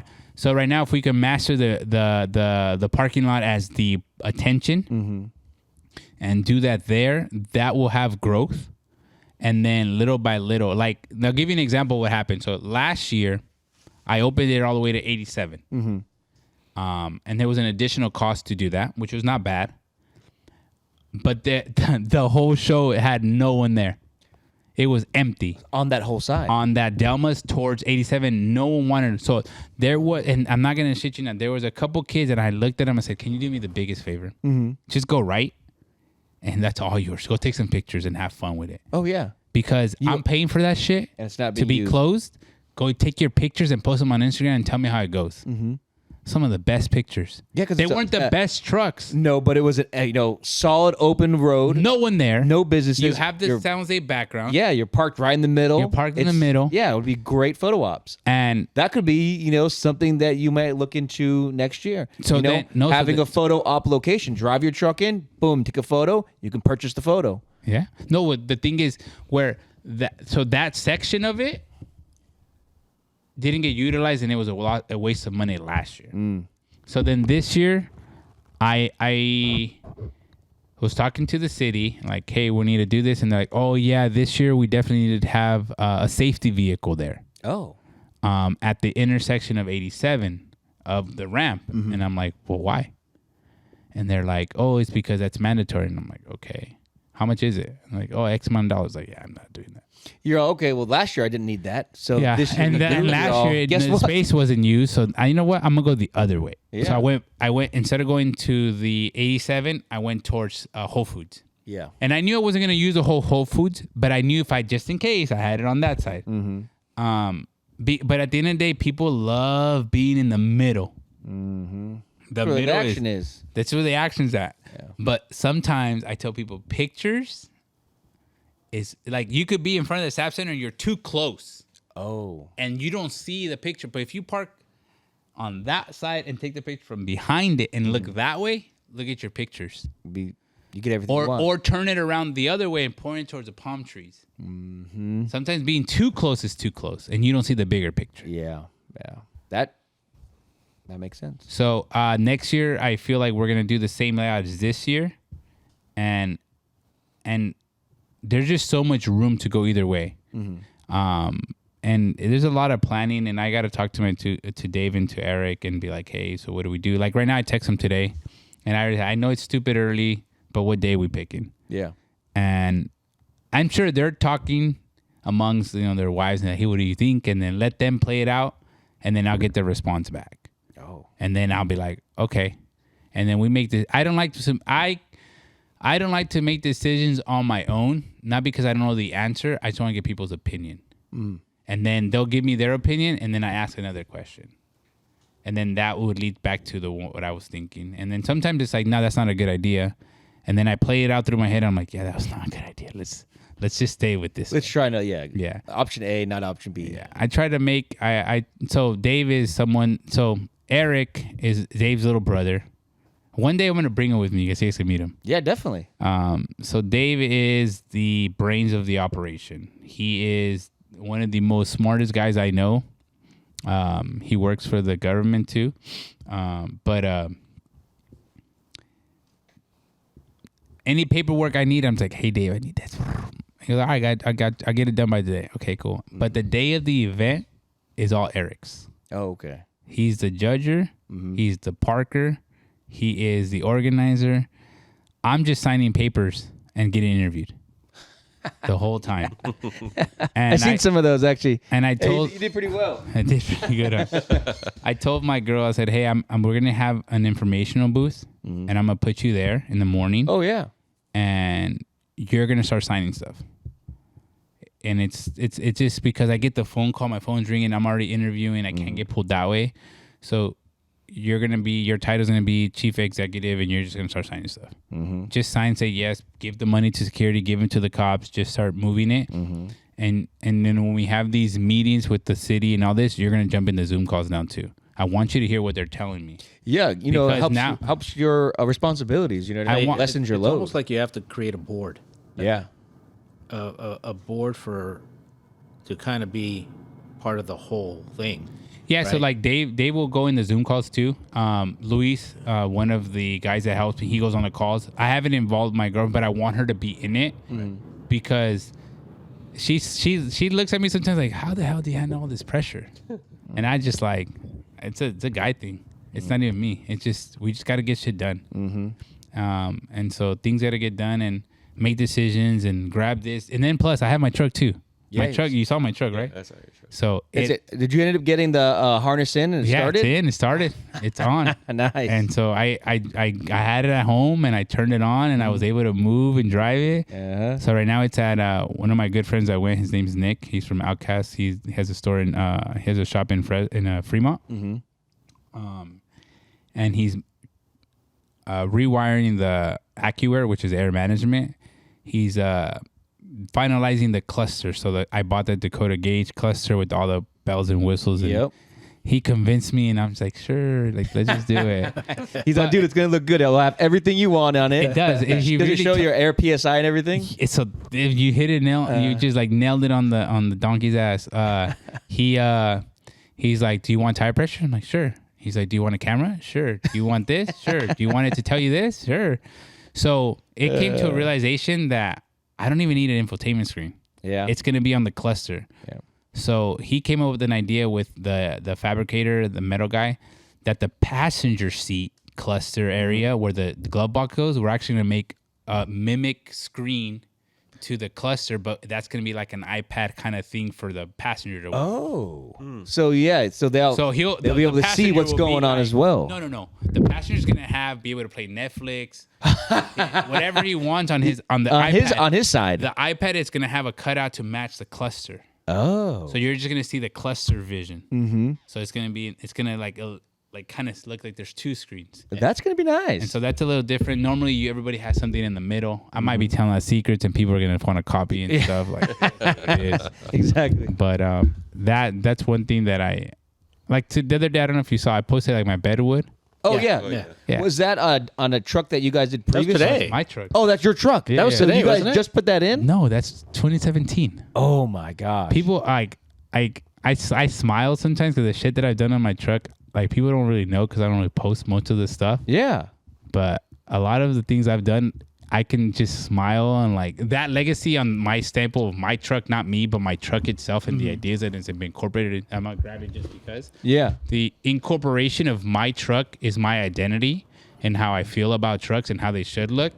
And the fact that I had the original idea, not saying old school trucks, right? But I'm talking about anything from 2000 and up. I am the first person in the United States, in the world then, because trucks are not really out there in the world. But to say that I put wood in my truck, in the back of the bed. In the bed, yeah. In the bed. And then I did it. I didn't like it the first time, not because it didn't look good, but because I wanted to open up the actual bed floor so you could see the suspension. Yeah, because that's what I remember. So then we you didn't have a redid bed it. in. Yeah, we redid it. So then we cut a hole, and then we put wood, and then we created actuators so they could go up. So that was done in 2017. The wood origin was on in 2015. That was the first, just a test sample of it. Oh. 2017, we mastered it, and now 2026, I revamped it. I ended up getting with the shop from Arizona. They made these custom billet hinges, so they never rust and they're never gonna look old. And he was doing them all these C10s, and I'm like, I need two. He goes, what kind of C10 do you have? I was like, It's not a C10. not a C10, but we're gonna make it work. Yeah. He's like, okay. I was like, this is gonna be my first sale because this has all been prototyped in the shop. So all these trucks are shop trucks that I sell and blah blah. I was like, I already seen you work. I don't care. Just I was like, he's like, they're pretty expensive. I don't care. Like, give it to me. Yeah. He shipped them. They put them on. They're on right now. They work like a charm. Oh, they're working smooth then. Smooth. So that's gonna be. I'm the first with those. Just say, I love saying first. I love being first. So I'm the first with those hinges from 35 Customs in Arizona. It's here in California. No one has them in California that I've seen right yet. And then the wood, I actually got it from an actual carpenter in Monterey Bay. He made it for me because I told him I need durable wood that's not gonna get messed up by rain. Yeah. So he said you need to go with the color scheme that you're going with. You need to go with the walnut wood. Okay. And he's like, it's very expensive and blah, blah. Yeah. So I'm like, yeah, let's get it. So I bought that wood, and that whole kit, it has been done since COVID. Oh, and I haven't put it on because I haven't had the truck. Yeah. So it's in my parents' house, and I have it like covered.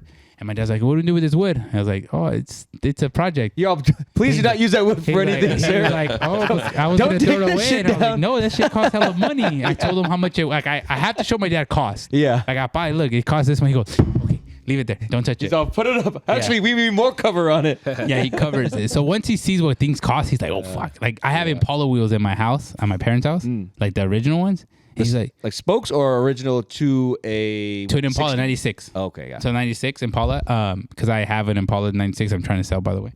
Anybody needs an Impala? 96? 96. Mid miles? It has 192. So it's a what, 30-year-old car. So it's not that bad. not that bad. So it's been a headache, but I got to enjoy it. It got out of my system. But so he's like, hey, what are we doing with those wheels? And I was like, I'm gonna throw them away. I was like, no, this just costs money. I was like, how much? And I kind of pulled them up, and I was like, look at this much. He goes, let me cover them for you. So my dad needs to see a price before my dad will throw it away. Yeah. So and that's where my mom and dad's house is like my storage. 100%. Like they have an attic, and sometimes I'll get there on a Sunday because I know they're at start church. putting stuff up there. Just start putting the stuff from the show and just start shoving it up there. And I'll just put like Pepe stuff. And then like a couple weeks later, my mom's like, hey, I went in the attic to grab something and I saw some stuff that says Pepe. I was like, what date does it have? He goes, oh, I was like, oh yeah, it's been there. I just put the 25 or something. So we do that. We write years on the boxes. So we know what year. When you put it up from, there. Yeah. So I sometimes put like 24 and it's been just got there and I'm just shoving it up there. Your mom's all, hey, it looks like we have less room. You're, no, Mom, it's been like that. It's definitely been like that. My nephews are always like, they're not here. And I'm like, I know, I'm coming. So that's kind of cool with that. But then back to my truck. It's I did that video. I was born to make that video. Like I was so ready to tell people everything. It looked nice. Yeah, like I kind of joke about it, and like I was knocking on the metal. Oh yeah. Because about the wood, about the bumper being out of metal, and I was just like, yeah, my thing's not plastic. Because in that year they're all plastic, and then everybody just paints over it, and it looks good, but it's not metal. Yeah. So I have like a hashtag no plastic because I don't have wipers. I don't have the cow hood panel. I don't have door handles. I don't have bumpers. So everything's metal. So I say no plastic, right? Yeah. Even your dash. Yeah, even my dash. And so then even the dash, everything that you could like, that dash is again a one-off again. The put in a universal like aluminum steering column first. People usually take it from the Impalas and use that one, the same one. Oh. Because a lot of people do the Impala dashes, but that's already been done. So I've always wanted to be a little different, and so I did the '63 truck. I actually let the old man Bob pick it. I gave him the idea. I'm like, hey, this is kind of what I'm seeing. What year would fit perfect with this? And so he knows his shit, and he's just like, you know what, a '60 to '63 Chevy truck, It would fit dash. perfect. And he was like, you know what's so funny? I have one, and I looked at it, and I looked at yours, and I was like, yeah, it goes. So he did it. Nice. So it's all that like little details, and then the last thing on the truck that I'm really excited about is I already have a frame coming for it, but all the pre-wiring's already done. Oh, so when we do the cab swap, it's just unplug and switch. There's no. So the frame, why are you swapping your frame out? So that frame was since '09. It's played out. It's aged. It's I painted that frame in like 2020 during COVID. So it's 7 years old frame. Yeah. Bundle starts to crack. The truck is a chassis moves. Yeah. As much as you think it's straight, it flexes as Yeah, it's moving. 100%. So bundle starts to crack, and I'm a perfectionist when it comes to shit like that. And like right now, all the bolts are rusted because they're aging. It's like that. It sat around for Yeah, quite a like bit for too. 3 right? years. Yeah. So I'm just like, man. So Well, we're gonna see your truck this year be complete then. to what, use the word complete, like drivable? Yeah, exactly. Able Yes. to move on its own power. Let's say you wanted to drive it to an event or a show. Or You'd you're be starting able to do put that. back into shows. Yeah. Right. So right now, after I get it from Nick, my next thing stop is gonna be my one of my boys' shop, or whoever can. He says he can do it, so I'm gonna trust him. But luckily he's been blessed. Like, he used to work at a body shop, and then he opened his own shop. And he's like, man, I'm stupid busy. Like, it's nonstop. So means his quality is good, his prices is good, but he's just never stopped. So he says, I can't take any vehicle that doesn't move. It has to be able to move on its own because I got to move one to do another. Boom, boom, boom. Yeah. So I said, okay, let me get it movable. So the goal is to make that patina look.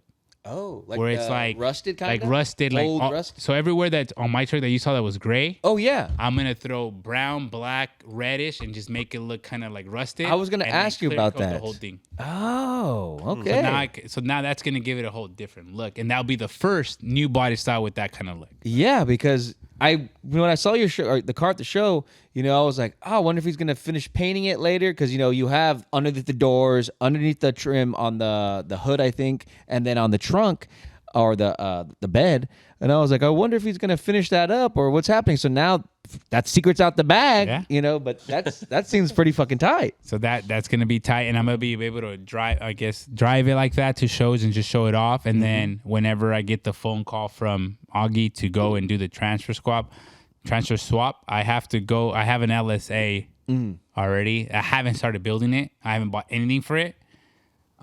What are you gonna do? Like So just like aluminum pulleys and all that, like custom just make it engraved any no, pulleys? nothing like that. Okay. It's just I aluminum. gotta ask. Yeah. And then You just pretty gave much. him an idea. Didn't you? Yeah, I know. And you know what? Don't get me wrong. I've never been into the engraving. I think it looks Gotcha. dope from when you look at something, that's cool, but that's not my style. Yeah. But there are some cool trucks. I'm like, damn, that's fucking dope. Yeah. I've seen some crazy. They put a lot of detail in some of that stuff, Yes. dude. Yeah. It's pretty wild. So it's crazy. 100%. So, did you pull the truck? The following Monday after the show? Did it go into the shop or It went on Tuesday. Tuesday? So Monday. So Unique Towing. So another shout But out. it's been in for a week.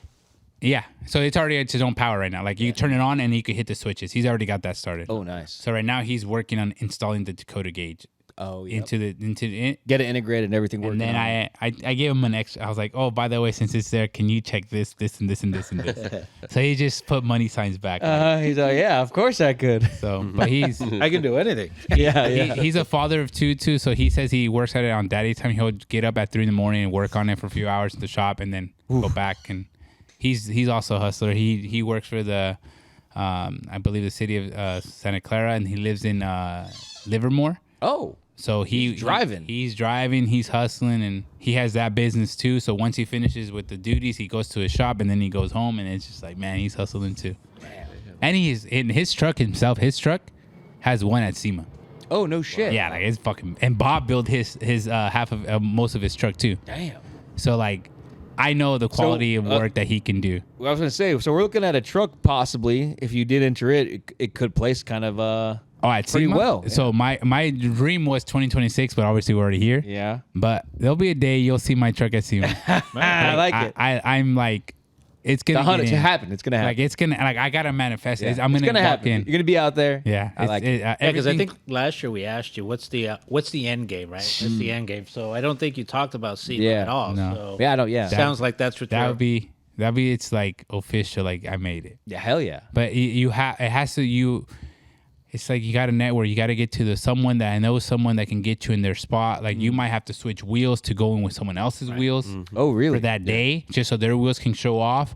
Or I got to switch my brakes to put a different brakes so then their brakes can show off. Oh. It's pretty much like, hey, I'll give you my brakes, put them on, and then you can be in my booth. Yeah. Here's your spot. Or here, change the wheels, put my wheels, put it in the booth.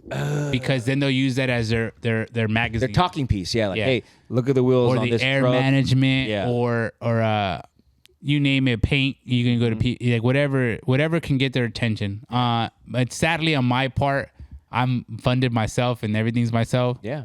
So That's not sad. You know, you're homegrown, sir. a lot of trucks they do get a lot of sponsorships because their social media platform is pretty big. Yeah. So it's kind of cool that I know I'm like I tell people like I think I said this last time, like building a truck in the Bay Area is not easy.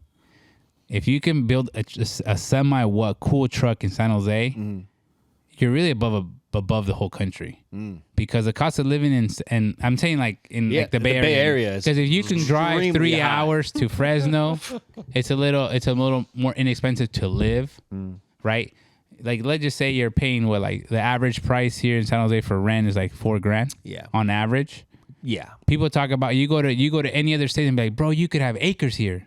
Yeah. Right? Yeah. Like, we get it. Literally. So what I tell people is like, I said, yeah, I might be competing against, other people at different cities and stuff like that, but tell them to come to my town first. Yeah. And then we could talk. Yeah. Because it's a different price range. Yeah. Definitely. Even anybody doing any business, anybody that I tell people, you live in San Jose and you have a business, you can make anywhere in the country. Because this is like the most expensive, but at the same time, it's like you have to be hungry. If you're not hungry, you're going to get left behind. Yeah. Got to innovate. Oh, I'm juiced about, your Secret of Mile show going off. Honestly, without a hitch. Did you have any problems this time? Did anybody act a fool? Nah. Was there any arrests? You know what I mean? But Nah, did anything happen? You know what? It's orchestrated to where we're so used to it. Like my dad, he's my brother Pelon. Yeah. He's very proud. He's very quiet. But I know that, like I'm running around everywhere, but I catch a glimpse of him cleaning up here, picking up here. Oh, super And nice. like even myself, I'll give you an example. Yeah. The fucking horses were shitting, and I I, was knew gonna that was say, gonna who's- happen. yep. I went and ran and picked it up. I showed everybody I'm not too fucking big to make a fucking poop clean up real quick, make it happen. My hands smell like ass. Like, fuck, it is what it is. Whatever, yeah. I got to pick it up. We picked it. We threw it away. My roommate helps a lot. Oh, so that's my roommate, super nice. he's big help. My mom's. This is where I was kind of leading to my mom. I had called her on Sunday and I said, "Hey, mom, just want to thank you for for going." And she's just like, "No, I'm just more, very happy to see how much people love you. Oh, yeah. Like, everybody's just like." Willing to help you. No one's giving a sourpuss face or no one's mad. Everybody that's there to help is helping you because they love you. Yeah. And he said, and she said, and that's hard to come by because there's a lot of people that don't want to help people. Yeah. They want to help themselves first. Yeah. And like right now, like my roommate called me and said, he's like, "Hey, I have these things in my car. I forgot to give them to you." And then my other friend's like, "Hey, I need this stuff." And I'm like, "Hey, what was in that car?" And he goes, "Oh, it's this and this." Oh shit, we have it. And then I told my friend, "Hey, when can we take it to you?" And then my roommate's like, "Do you want me to take it to him?" Yeah, With no perfect. hesitation. Yeah. Right. and he doesn't know I'm doing this interview. So we were trying to coordinate that. Like, I'm always the coordinator of everything. Right. Like, Luis, the guy, that guy, he's, hey, how many tables you need? I'm like, a lot. He's like, I got you. Come over. Boom, we're there. Hey, I need a hielera. I got one. Hey, I have to go buy this. No, come to my house. I have that. My friends, hey, we have extra stuff. Like, everybody's just willing to help. Put some skin up, you know what I mean? Help you out, get the event rolling, you know what I mean? Also, it also takes a lot of stress off of you. You know what I mean? Yeah. Being able to help and allowing people to coordinate or picking up or moving stuff, you know what I mean? Really takes a lot off of you. You know So, what I mean? putting it in perspective, Pepe, I have a cousin. It's always chasing the bag, always chasing he wants to live the dream, right? He's in Mexico and he's always talking his game, but he really doesn't do a lot of action, right? He's the kind of guy is, do for me, but he's always talking about, he's gonna get that bag, right? But he's really not doing anything for it. So we kind of like, hey, dude, get the fuck, you're Yeah. 50-something years old. Come on, man. Do something with your life, right? And he comes up and he says, it's better to have friends than to have money. He says, right? But he kind of contradicts himself, right? Yeah. And the other day I was listening, about 2-3 weeks ago, I was listening to a reel from Canelo where he said the same thing. He goes, I have a lot of money. But he goes, I know people that have way more money. And those contacts can get you into places, right? So he goes, there will always be somebody that will have more money than you. So the money will not count. It's the contacts you make, right? And so that's what you're talking about, right? Where people will drop what they're doing to do stuff for you, and you can't buy that. That's what it is. Is that you do need money, but you can't buy that at all. Yeah. And that it's by action, right? Like an example, like dogs don't talk, and they show you love. Yeah. But it's not accident. You feed them. but dogs sense like the love, right? Like they can't say anything. Like me as a person, I love by showing acts of service, right? Like I can't sit still. But if I'm like, I'll tell you right now, if I sit on a couch, I'm out. I sleep. Oh, yep. Mm-hmm. If I shower, don't talk to me. I'm done. But if As soon as you slow down, that's it. That's it. It's I'm 100 miles per hour to help, to move, to do things. And my girl tells me, hey, I think you're a little dyslexic because you'll be cleaning one thing over there, and then you start over there, Start and then on you go something there, else. and then it's just like, oh shit, and then like I don't finish, right? But it's kind of like I just want people around me to be relaxed. Yeah. I'd rather do the work, and we'll figure it out. I think I took that from my mom. I think my mom is someone that's always willing to help. And my dad's more quiet, and my dad's more observant, and so I try to I guess you get older, you try to be that way too, because you don't want to be too much involved. Correct. Right? Like how you said, you help that family. Sometimes it's better to be like, nah, I can't. Yeah. And then what I can do is I'll make you a template of what the bill's gonna cost, and let me know if you can do it. And I'll put it on their plate. Correct. Exactly. Like when someone calls me, hey, I need help on my truck. I'm like, all right, bet. What's wrong? And he goes, oh, the electrical. And I'm like, all right, look, just right off the back, it's $900 just to start. Yeah. Oh, that's how expensive. I'm like, if you can't afford $900 to start, let's just not waste your time. Yeah. Because once you, like an example, if he says, yeah, Pepe, that's fine, 900 is fine. Okay, cool. I get the car in, I figure it all out, and if I could fix it for 1100, I'm gonna fix it for the whole thing. Yeah. And call it a day. The 900 was towards the 11. Like I'm not gonna rip my friends off. But if I get a friend that says, hey, I can't afford them, like, all right, save your money. When you get to 900, then we're cool, because if it's another 200, it's not that bad no more. But if I tell you it's $100 to check it, and then I tell you it's $1,000 to fix it, you're not going to do it. No, yeah. I'd rather know that you have something to start with, and then we can get it done. Right? So that's kind of the things where I help people, and I burn myself by helping our Latinos. Es que ustedes, like, oh, me quieren quitar mi dinero. I'm like, bro, I try to help you. I literally called the company to help you, and this is the best they're going to do. And now you're telling me que chinga tu madre. I'm like, bro, hey, take your car. I don't want it. I don't want to help you. This offer's over. What's crazy is that, like, it goes back to the same thing we talked about, a few times on the podcast. It's better to help those that help themselves. You know what I mean? If the person that you're trying to help is not helping themselves to be in a better position, or in this case, help their truck to be, fixed or figure out what's wrong with it and have the funds to do it, then you can't help them because they're not helping themselves. It's never going to go anywhere. You know what I mean? Like I was thinking of being innovating and potentially, this is a thought that I've had in my brain. I'm going to say it out loud. Is making awards based off age. Oh, right. Like if you could put in your scorecard, hey, I'm 22 years old. I'll judge your shit different. yeah, because You're not a grown man. You're not a making, grown ass man. Full living. Or So it would be like, hey, we're gonna give 4 awards to this age 18 group? to 28, 28 to this and this to this, and in those ages, because like if an old man, imagine an old man comes with this old school car, Yeah. and he has a cool car, but it's not like perfect, but he still has it. So that would be something where motivate. Hey, I'm gonna go against all the 18-year-olds for that award. I'm gonna have the best Card age show from for that 18 to age. 28. My car is or truck or whatever is the best one. Yeah. Because then that eliminates competition between that 35-year-old that has $1 million and the 18-year-old that just started. Yeah. Because now at the same time with just that, But also, you're creating more. What do you call that? When you not challenge when you play another team. Rivalry. You know what I mean? It's with your peers, Your age Hey, group. I got putting my truck, and you should put your truck, and we'll see. so like who's an better. example, let's just say we'll use this as a truck and this is a truck. And you're a 35-year-old and you're a 35-year-old. Then you're like, hey, how come I didn't win? I'm like, Tell your friend. this is your boy at the same age, and I'm sorry, brother, but he's the same age as you. Yeah. Exactly. Because I've had that. I told you guys I had that where the guy was like, hey, how come I didn't win? I have this, I have that, I have this. I'm like, can I just show you a truck that you went up against? Yeah. And he looked and he's like, oh, fuck. Right? So perception to reality. You just said it when we first started this conversation, right? About when you're coaching or going to school, where you're going against the private schools, they have everything, Everything. right? So they already have a They're step locked up, in. And then right? these kids would no longer be. What happens is the up and coming, right, gets demoralized because now they're like, I'm not gonna go to that show because I'm never gonna win. Right. But see, Now that's there's what a shot. sucks. The sucky part is,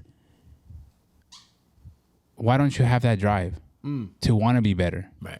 right? Instead of going buying that 24 pack or going out to the club and acting like you got money, why don't you save your money? Okay, how about you hold off a whole year going to car shows? All that money you're wasting on gas and tickets, put something into your truck. Because that could also make it a word to say, hey, best comeback.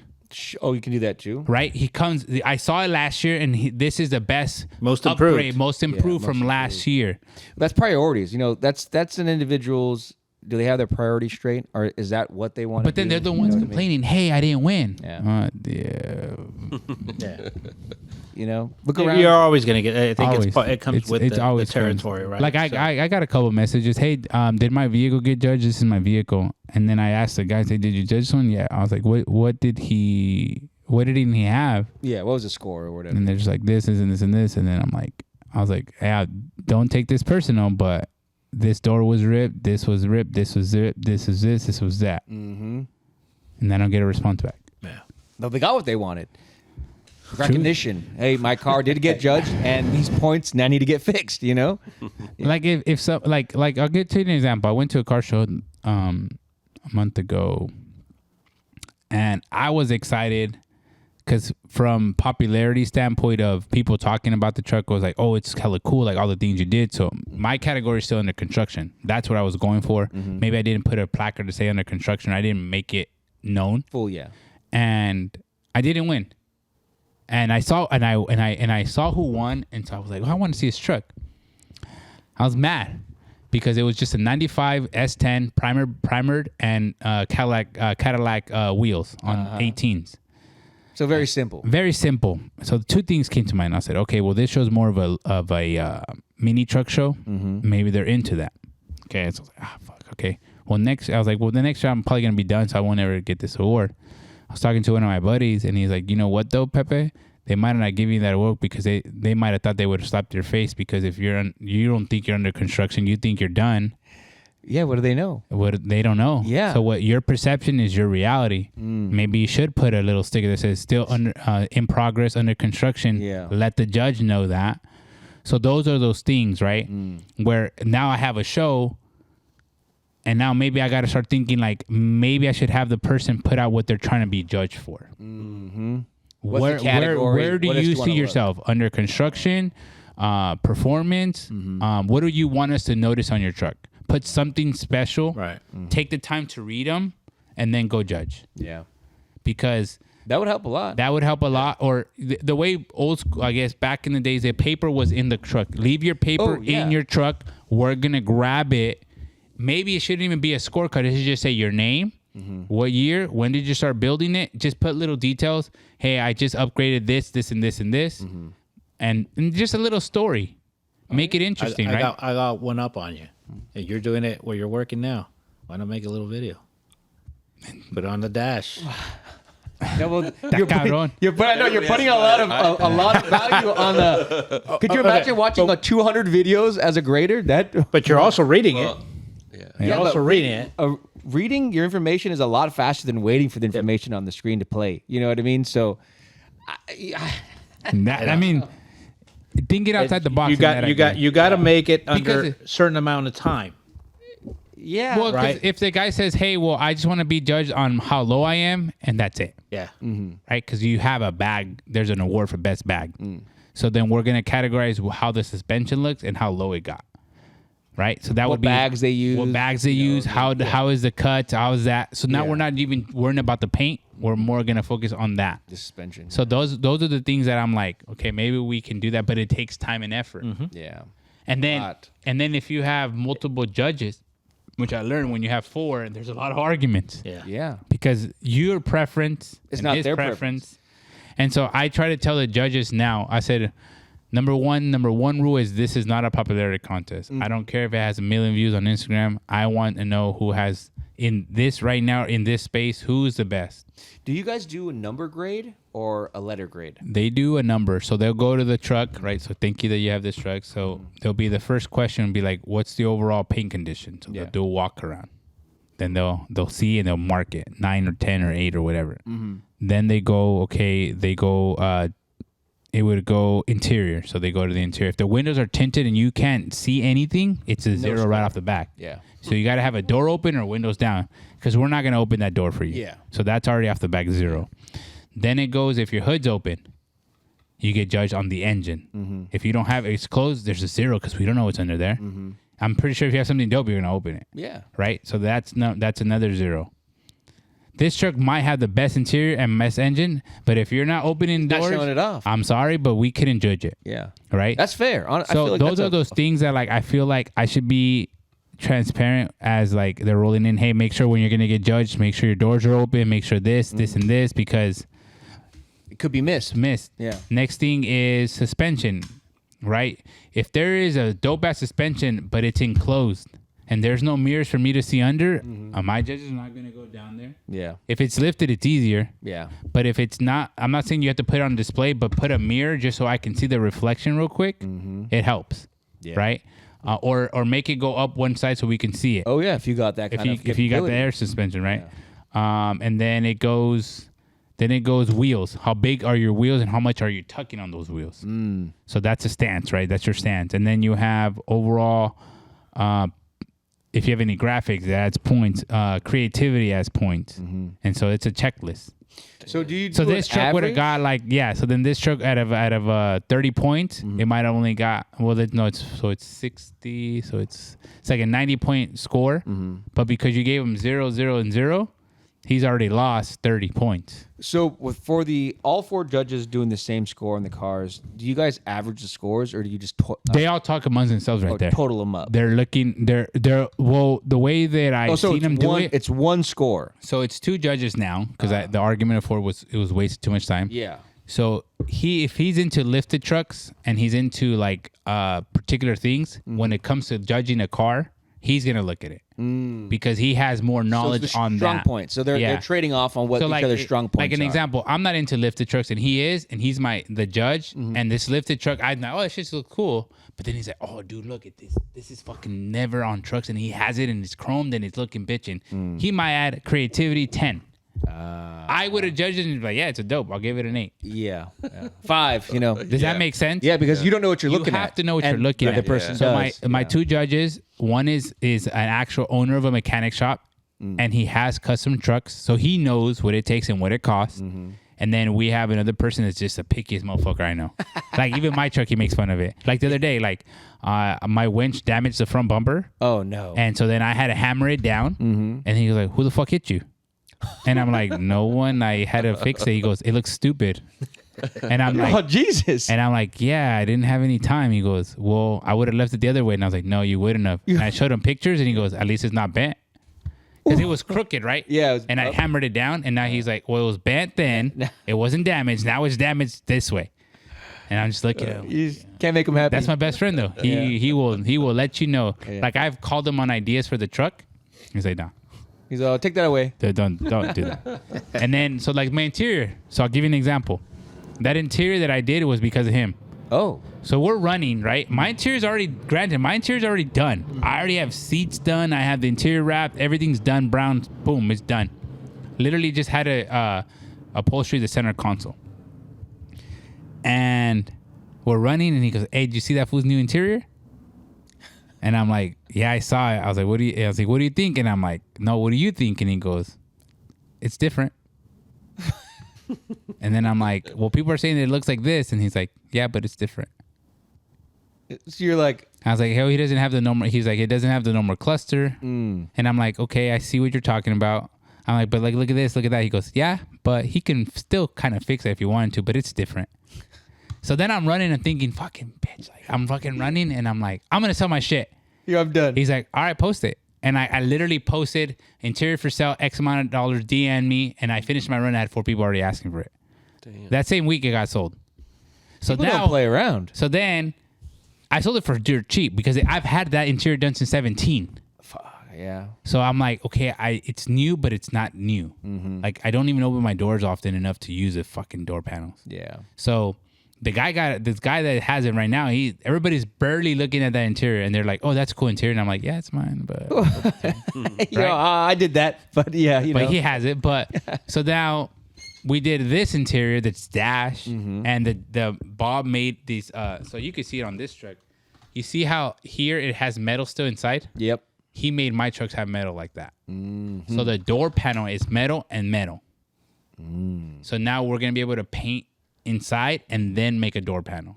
Gotcha. So it's like a old school truck in a sense. Yeah. And so then now I'm like, hey, so what do you think? He goes, we're good. And it's just his comments piss me off half the time. Yeah.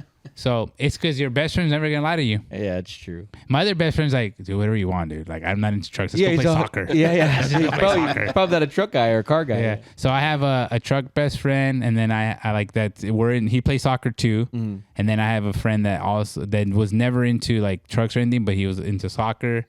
And so we're all like really close friends now. Like I'm like, I would say the glue to bring everybody together. Like, I have that run club still. Oh yeah. Still do that. I see it. What is it? Every Sunday? Every Sunday we switch it to Sundays. I seen it, Yeah, we yeah. switch it to Sundays. I'm down 25 pounds. Oh yeah. Phew. Yeah, I started doing this Running. calorie deficiency. Oh, okay. It really works. I have everybody that's like, what are you doing different? I'm like, I finally realized I need to eat cleaner. Yeah.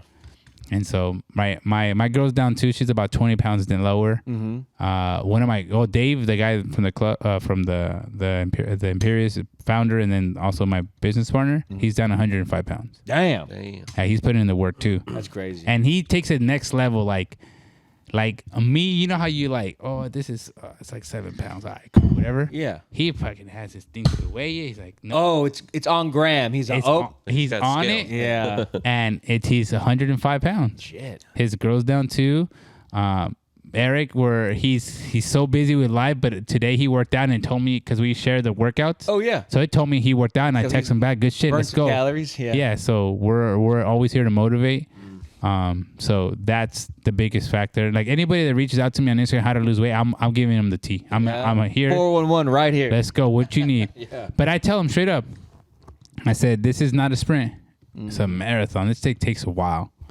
Because I'll get fools like, damn, how long did it take you to get ripped? I was like, I've been working out since 2015 when I stopped playing like real soccer. Yeah, you're pretty much my whole life. You know what I mean? No, because in Since soccer, in ninth grade, that girl said I was fat. Yeah, exactly. exactly. Yeah. but you know this, like when you're playing year-round soccer, you don't need the gym. Oh yeah, because you're constantly out there. You're a lot burning. of cardio. You're burning and you're leaned out. Most soccer players are leaned out, and you could tell if they're on the heavier side, it's because they're eating at home more than they should. Yeah. Gotcha. And there's no discipline, and that's what coaches You know look what at it is? too. They start drinking. Yeah, that too. That's what it is. That's when coaches start saying like, okay, how is he fat or is he just big bone? Because there's a big difference.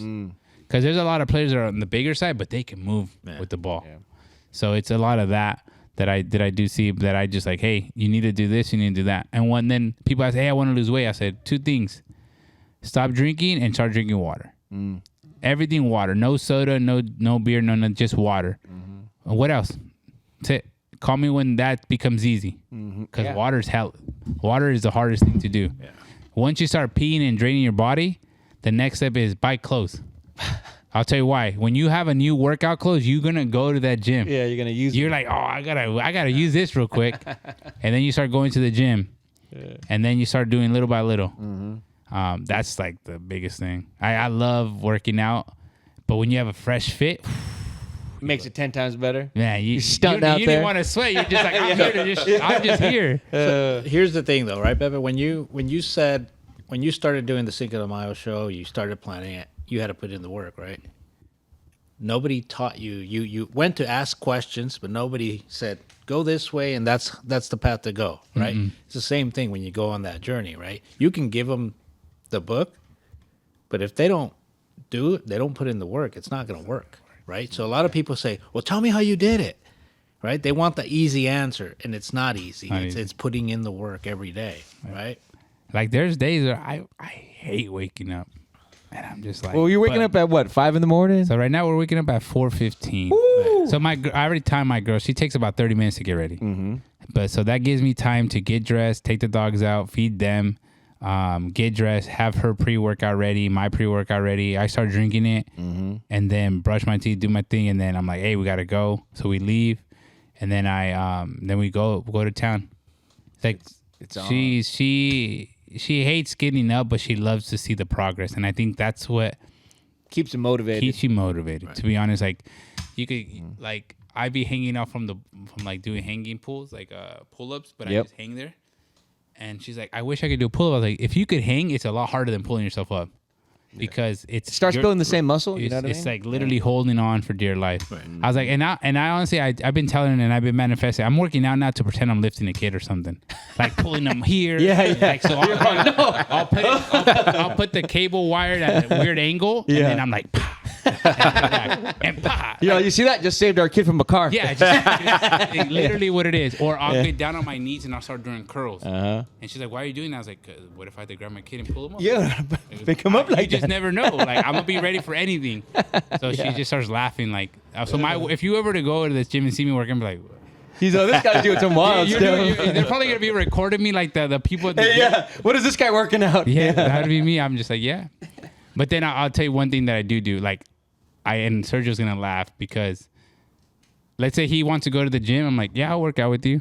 But just make sure you have enough energy because we're going to run 10 miles after. And then the guy that's fucking 130 pounds and runs a half marathon, I'm like, all right, once we're done, though, we got to go to the gym for an hour. And we're going to lift my weights. So people ask me, what do you work out for? I was like, I want to be the baddest motherfucker there is right here. Either way, I'm gonna do it. And then there's some times where I like my girl like doesn't like when guys get too close. But I'm not a jealous dude. But I'm not an idiot. Yeah, of course. So I'll be going get something. By the time I come back, the guy gets really close. Yeah, somebody's working right next to her. So what I'll do is I'll go take off my shirt and hang on the fucking thing, and I'm just doing my ab workouts, and then I'm looking at him, and I'm fucking doing like this, and I'm just looking at him, and then until he gets the fucking point, he's like, oh yeah, they fucking leave. Or I'll be, you know how like you have your station here, and then your girl's doing a thing, and you have your phones there, and the guy's like, are you using this? Like to my girl, right?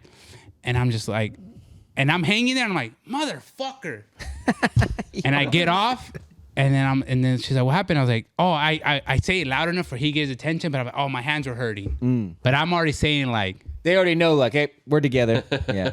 Like I walk up to her, but I'll say it out loud, like if I want to say it to him. Yeah. But I'm saying it like 'cause couldn't lift myself, but I'm like, motherfucker. And I get off, and then I'm like, hey, you okay? And the guy's like, oh, like, Oh, my bad. Yeah, Yeah. like- you guys are, it's been used. or yeah. my girl, like she'll be working out, and you know how there's like the single like where you can the cable machine, Oh, okay. Yeah. but it's not the big ass one; it's the middle personal one. The one where you can do pullbacks and then. Yeah, and then you can do everything. So you know, there's one and there's 2. Normally, I'll be doing something here and she'll be on one, and then you'll have dudes like come, hey, can I work in with you? And I'm like right there now, whatever. But then my girl's getting frustrated because she's not being able to focus on her workout because she's trying to. We're on a time crunch. Hey, we got a solid hour 15 minutes. Because they're taking up time in the set. Yeah. So she's like, So then Come on, I'm like, hey, bro, I'm using that. Like, can you just go? And then boom, and then this happened once, and then I go back to what I'm doing, and another dude comes up, and I'm just like, hey, bro, I'm using that one. Okay. And the third one's like, motherfuckers, I'm working out right here. Like, stop coming over here. is this a joke? Are you guys doing this? Are like- you all friends? What are you guys doing here? And then What's going on? Then my girl's like, stop, like it's all good. And the guy's like, I didn't do anything. I was like, because you're not the first motherfucker to come up here. You're the Yeah. fourth dude. Yeah. That's like trying to get a fucking cable that there's a plenty over there. But because I'm over here, like, right, the gym has like this little angle where there's another machine. Yeah. And since they see her alone, like, and she's like, this is why I don't like coming alone. And I was like, I get it. But every day we come together, these guys have to know. Of course. It's the same people all the time. But it's always the new guys trying to do it. And I'm just like, oh. And my boys are always like, the guys that you say what's up to in the morning, hey, what's up? They are just like, They're all, they're like, you got him. Yeah. so shit like that, dude. It's, Pepe, I have one question. I know, we're pretty much eating a lot of your time right now. I know you're a busy guy. But who makes your trophies? which ones though? Whatever you got. Like, explain to us. So the trophies so there's the top trophies that get done by Castle Manufacturing in Hanford, California by Eric. We call him El Maestro. Mm-hmm. He has his own company that builds personal rides and everything. He's been my go-to guy. Never lets me down, even though sometimes he doesn't text me for months. just know they're showing up. Yeah, they're coming. And they're ready to go. Like 100% ready to go. But the concept and idea, I kind of pitch it to him. Mm-hmm. And then so he does that, and then the color scheme, I pick him. But the other award, it is like an example, I call you, Sergio. Hey, Sergio, do you want to sponsor an award? Cool. Whatever you want. Yeah. Yeah, at the end, just whatever you want. But this is your genre is going to be best classic truck. Yeah. So then Sergio's like, okay. He could either pay someone to make one, or he can grab that and make it in a trophy. And here you go. Is that what? Because I seen, what was it? The door card. Was that somebody made? The the full on. What do you call that? It's not a door card. The door panel. Yeah, the door panel. That was last year. Yeah. So Turbo works out in. I want to say like in Dan. I don't even. It's in the Sencal. Mm-hmm. He made a little miniature door panel. Yeah, that was pretty cool. What was the armrest? He made an armrest this year again. Yeah, that was pretty cool. The year before, some other guy made a seat. A miniature seat. No shit. So that's where I tell people, like, I try to be funny and put on best trophies in the country, because most of the time they do like little placards. Yeah. Or they do like little trophies, like actual soccer trophies. Yeah, right? I was gonna say really basic stuff, and your trophies seem really like custom. Yeah. Like, did you see the best under construction one? It was an actual construction site. Oh, was it? Yeah, I did not see it. It was like the yellow that says under construction, and then I had my friend just pinstripe it over. That's It tight. looked legit. We had another award this year. There's a guy named Ivan. He makes these 3D printed awards. Mm-hmm. He does both of them. So he does the kids and the female ones. They're pretty individual, unique. But I told him this year we got to change it up a little bit. The coming up year, and then we have my friend usually makes them out of a metal, but this year he made a different version of this logo, but he put lowriders instead. Oh yeah. And it was the best lowrider plaque. Nice. It was a plaque. Yeah. And then another guy named Losa. He actually is like the mentor for all the guys that do shows out everywhere. Mm-hmm. He I would say he's not the pioneer, like he's hella old. He's just an up and coming guy that took over. Oh, okay. that SenCal scene to throw in the show. So anything that happens in Central California, he's the person putting them. He has 3 or 4 shows. So it's called SenCal Takeover, which is mainly like trucks. And then he has a dragster for racing. Then he has the whole track for just a show event for music and stuff. He's doing And then it he has big. another one called Ice Smoke Out for like the burnout pits and everything. Yeah, that's cool. So he's the guy to go and ask questions. So like this weekend, he has like hella cars, but he came in the CA and just mobbed it up real quick. Nice. And then he headed right back, took his wife to a date. Like it was nothing. Like he just, it's 6 hour drive there and back. Jesus He's like, I came for the tacos. I came to give you the award, and here we go. Damn. And he made like a nice little. It was Best Club. It was kind of like a little design, and they said it's pretty cool. But this year's best trophy went to the guy. He actually got a large spark plug, Oh, I think I've seen it. and then like he put a base on it, and then it plugs into a USB port and it turns on. Oh, that is cool. Yeah, hell yeah. And then so what we try to do is the winner gets a tequila bottle and something we just thank you. Yeah. And then makes the competition more, and every year more and more. We had the best lift was being made by my boy Josh, but he actually got stuck back home he works on people's trucks, so he couldn't leave. And then one of my good friends, his name is they call him Cuate. He actually has a similar truck to mine, but it's a GMC. It's probably one of the dopest Sierras right now out there. Like it's like I'll forward you a video of it. Like he got it driving on I think he's on the 99, and the background is just like that picture. Oh, yeah. Like it looks just like that coloring, and it's like it's an iPhone, and he put it on 4K I think, and it just changes how the truck moves. Fuck, it went viral right now. Like he's the hottest thing right now. Yes. Like he's humble as hell. His truck is dope, and he has his own little garage shop with him and his brother. And honestly, right now, probably one of the best like crew cabs just that actually drives his shit. Oh, no shit. And enjoys it. But he's a cool dude, yeah. So he made he actually was gonna make an award, but he said something happened, so he went and got something else and made like a skateboard with our logo. But he couldn't come because I think one of the trucks from his friends broke down, and they all just wanted to help him. Yeah. So a lot of trucks you drive in packs. Someone breaks down, you all pull over. With my club, we always leave to shows. They leave to shows at like 5 a.m. just in case someone breaks down, because we're known for driving our trucks. Yeah. Me on the other side, I gotta work all the time, so I always be like the late bird getting there with the fucking with the trailer. Get the trailer, yeah. But I've driven at night by myself, and it's been a positive and negative experience. I've blown 3 wheels on the 5. I hit something at like 10 o'clock at night. It's horrible. It was scary because you're by yourself 10 o'clock at night on the 5, and I'm literally These cars are flying by you. Literally, my truck's like this, and this is the line of the 5. Uh-huh. It's like right here, and these semi trucks are just passing, and the truck is like this. Whoa, exactly. And I'm in there, and I'm like, if I die today, Jesus I die in my Christ. truck today. Yeah. And it blew up this one, and this one. Like I hit something on this side, and it like went this Spun way. around and hit both the back Yeah, tires. it looked like, you know what it looked like, to be honest? You know the side dividers, those metal bars? Yeah. I think one flew, and I got it all. And so I popped. And luckily, I mean, I have good insurance. And I towed it home, parked it, and then I was telling, we were at a funeral for one of our good friends that passed away. And we were just talking, and then one of my friends like, yo, so when are you gonna fix your truck? I was like, bro, I got that kind of money right now. That's 3 wheels. That's almost gonna be 10 grand. And I was like, that and that including tires. And he's like, don't you have insurance? And I looked at him like, yeah, why? He goes, don't you do that shit for a living? And I'm like, my mind just went, You're all, no shit. Let me make a claim. I made a claim, and I shit you not, the guy's number was from 480, which is Arizona, the insurance adjuster.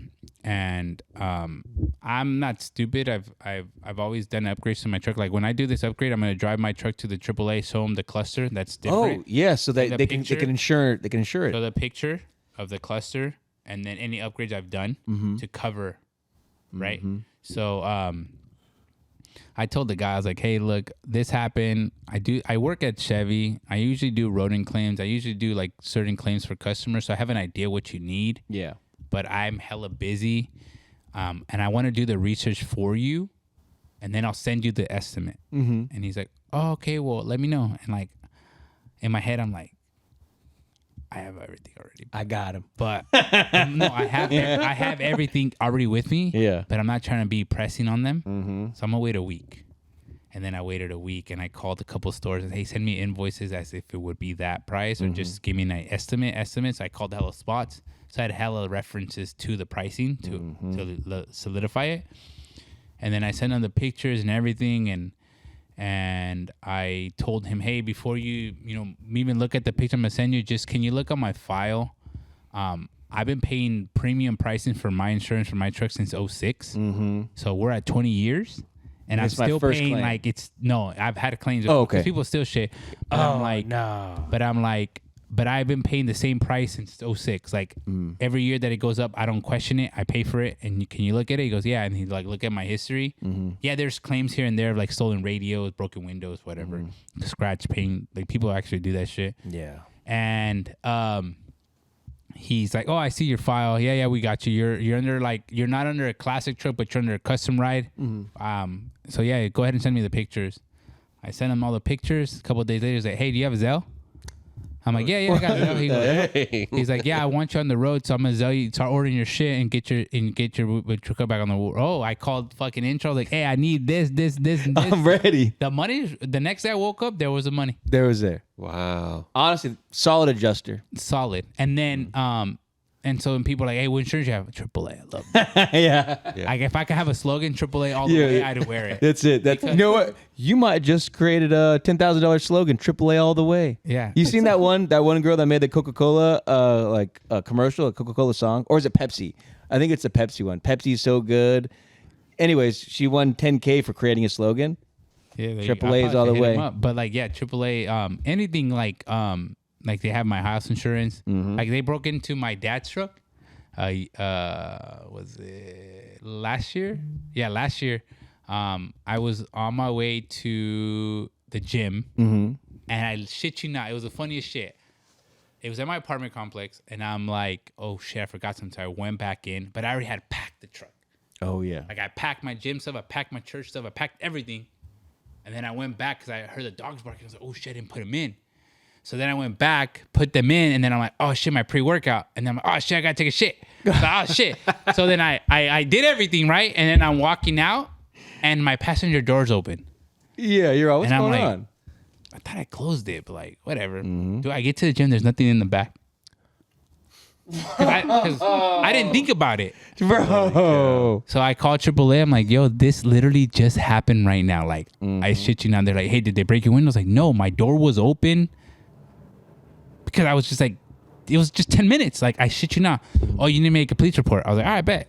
I called San Jose. Like, oh, you don't live in San Jose. You live in Campbell now because you're in the district. And I'm like, okay. Called the sheriff or whatever? No, the Campbell PD. And they're like, oh, someone's going to be out there. And I'm like, I ain't got time for all that, dude. So then I said, can it just be a phone call and I can go over everything? Like, no, they have to be there. And I'm like, okay. So then, like, the next day, the lady comes. She goes, so what they steal? I'm like, my stuff. All my stuff. She's like, they didn't break anything? I was like, the door was open. She's like, where were you? And I was like, taking a shit. I was going to say that. I was like, I went to go check on my dogs and I came back and I was doing things and I left. She goes, why would you do your door open? Because I was like, it's gated. What do you, lady, I had to let you in. Yeah, like, this is gated. And she's just like, okay. And then she made the report and she was like, you really wasted my time today. I was like, no shit. Like, I told you guys to do a phone call. And so she was being hella mean. I was like, you know what? I don't care. I was not going to get my paper. I called AAA. I was like, here's my report. And then I had to make a list. I mean, I'm just like, fuck. I don't even remember what kind of shit, gym shit I had it. Because, you wear your wristbands. Can you have this? Can you have that? And I made the claim. And sure enough, AAA's like, here's your money. Don't worry. Here's your check. And that's why I tell people, like, I deal with Geico. I deal with Allstate. I deal with everybody. I'm like, AAA all the way, baby. Just go get them. I might move over to AAA. Yeah. No questions. I mean, the price is the price, though. Hey, yeah, you pay what you pay for. It is, no doubt. And then on top of that, AAA for the towing. Yeah, AAA so towing. I pay 100%. I pay the premium. Like you get 2 long distance and then 5 locals, and you're good for the year. Guess how many times I've used that every year? Twice every year. Oh shit! Every year I take it somewhere. It has to go Oroville, Fresno. I mapped them out. We're under 200. Let's go. And if it's not, I tell the guy, hey, meet him right here. Yeah. And go grab it from right there, and I'll pay that total to your shop. Yeah, the next spot. The next spot. No, pay the extra $80 for your girl. Now you have double. Jeez. I mean, that's still not bad. It's not. I played for a limited tow when I rode a motorcycle because you just never know. No. Yeah. Like that day that I broke down in the 5, I was 195 miles from home. You're all. And I said, just in case, I'll put it to my parents' house because they're about another 5 miles closer than where I live. Yeah. So it was kind of like, dude, this is perfect.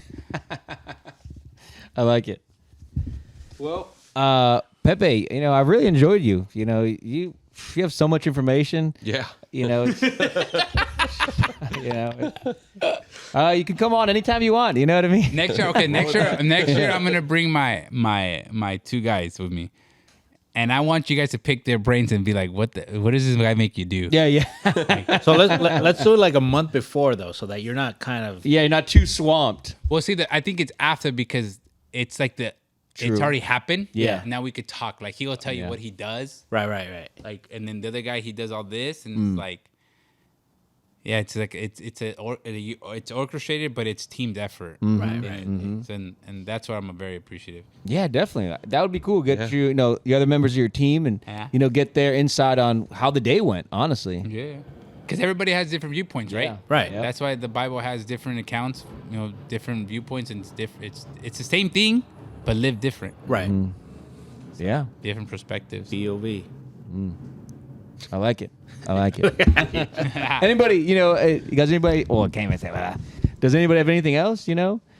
No, I'm sure we can go another 2 hours if I we mean, want to, honestly, but that's real. You know, Yeah. wait, I think the new format said we're sticking to our topic. Yeah. I mean, Pepe is the exception. You know, we've pushed Yeah. this, the new format, this is a little extended version of it. Yeah. But, you know. Yeah. It's all right. Cool, man. Well, congratulations, Pepe. Yep. Another successful year. Hopefully, you know, you get better next year, and that's the plan, right? And, That's the and plan. you have more success, and it grows. It grows because, again, right, SEMA didn't start where it is now, right? Yeah. So that's kind of what people have to think, and it takes work. It takes work to get to a. It's in your head where you want to be, right? And only you know that, right? Or there's very few people can tell you, oh, do it like this, do it like that, but only you know where you want it to go and what it takes to get there. Yeah. So very few people in the world that have the way you think. Yeah. That mentality. Thank you. I appreciate that. Definitely. Yep. Honestly, I can't wait till next year. You know what I mean? Yeah. Yeah. Anything from the suspension, airlift suspension? Oh yeah, so winter? that's what I was gonna say. You know, Yeah, I didn't bring it. But I told him like, hey, Pepe's coming on. Did you bring the trophy? He's like, I thought about it. I was like, dude, we could have showcased. Hey, that one, yeah, Augie made that one. You saw that was another one. That was really Augie, That nice. was pretty cool, huh? yeah. I didn't expect it. I was shocked when they called my name out there. I was like, oh, okay. Let's go. He's on me. This I didn't expect to win anything when I showed up. But Yeah. I was very grateful. So your first time My first time entering a anything vehicle right, into right, a show. right. And so overall experience, what was it? It was great. Yeah. I had a blast. Kids were there, their whole Yeah, family my was kids there. ended up coming. They had fun walking around. Showed them around. My wife showed up. She handled the booth while I got to walk around. Yeah. It was pretty cool. And then I won. Yeah, he Then I won. made you're all Let's go. Yeah. surprise. Yeah, pretty cool. Hell All yeah. right, man. Well, let's sync up again. Yes, sir. Yeah. Talk about your new your new endeavors with work. Yeah, dude, that'd be. Yeah. That's Yeah, we should another- shoot a podcast with you about work. Just About a work, work, yeah. just a work episode. You know what I Yeah. mean? Bring him back. Yeah. All right. Well, Definitely. that was cool. All right. Us out. That's it. This is. Let's go.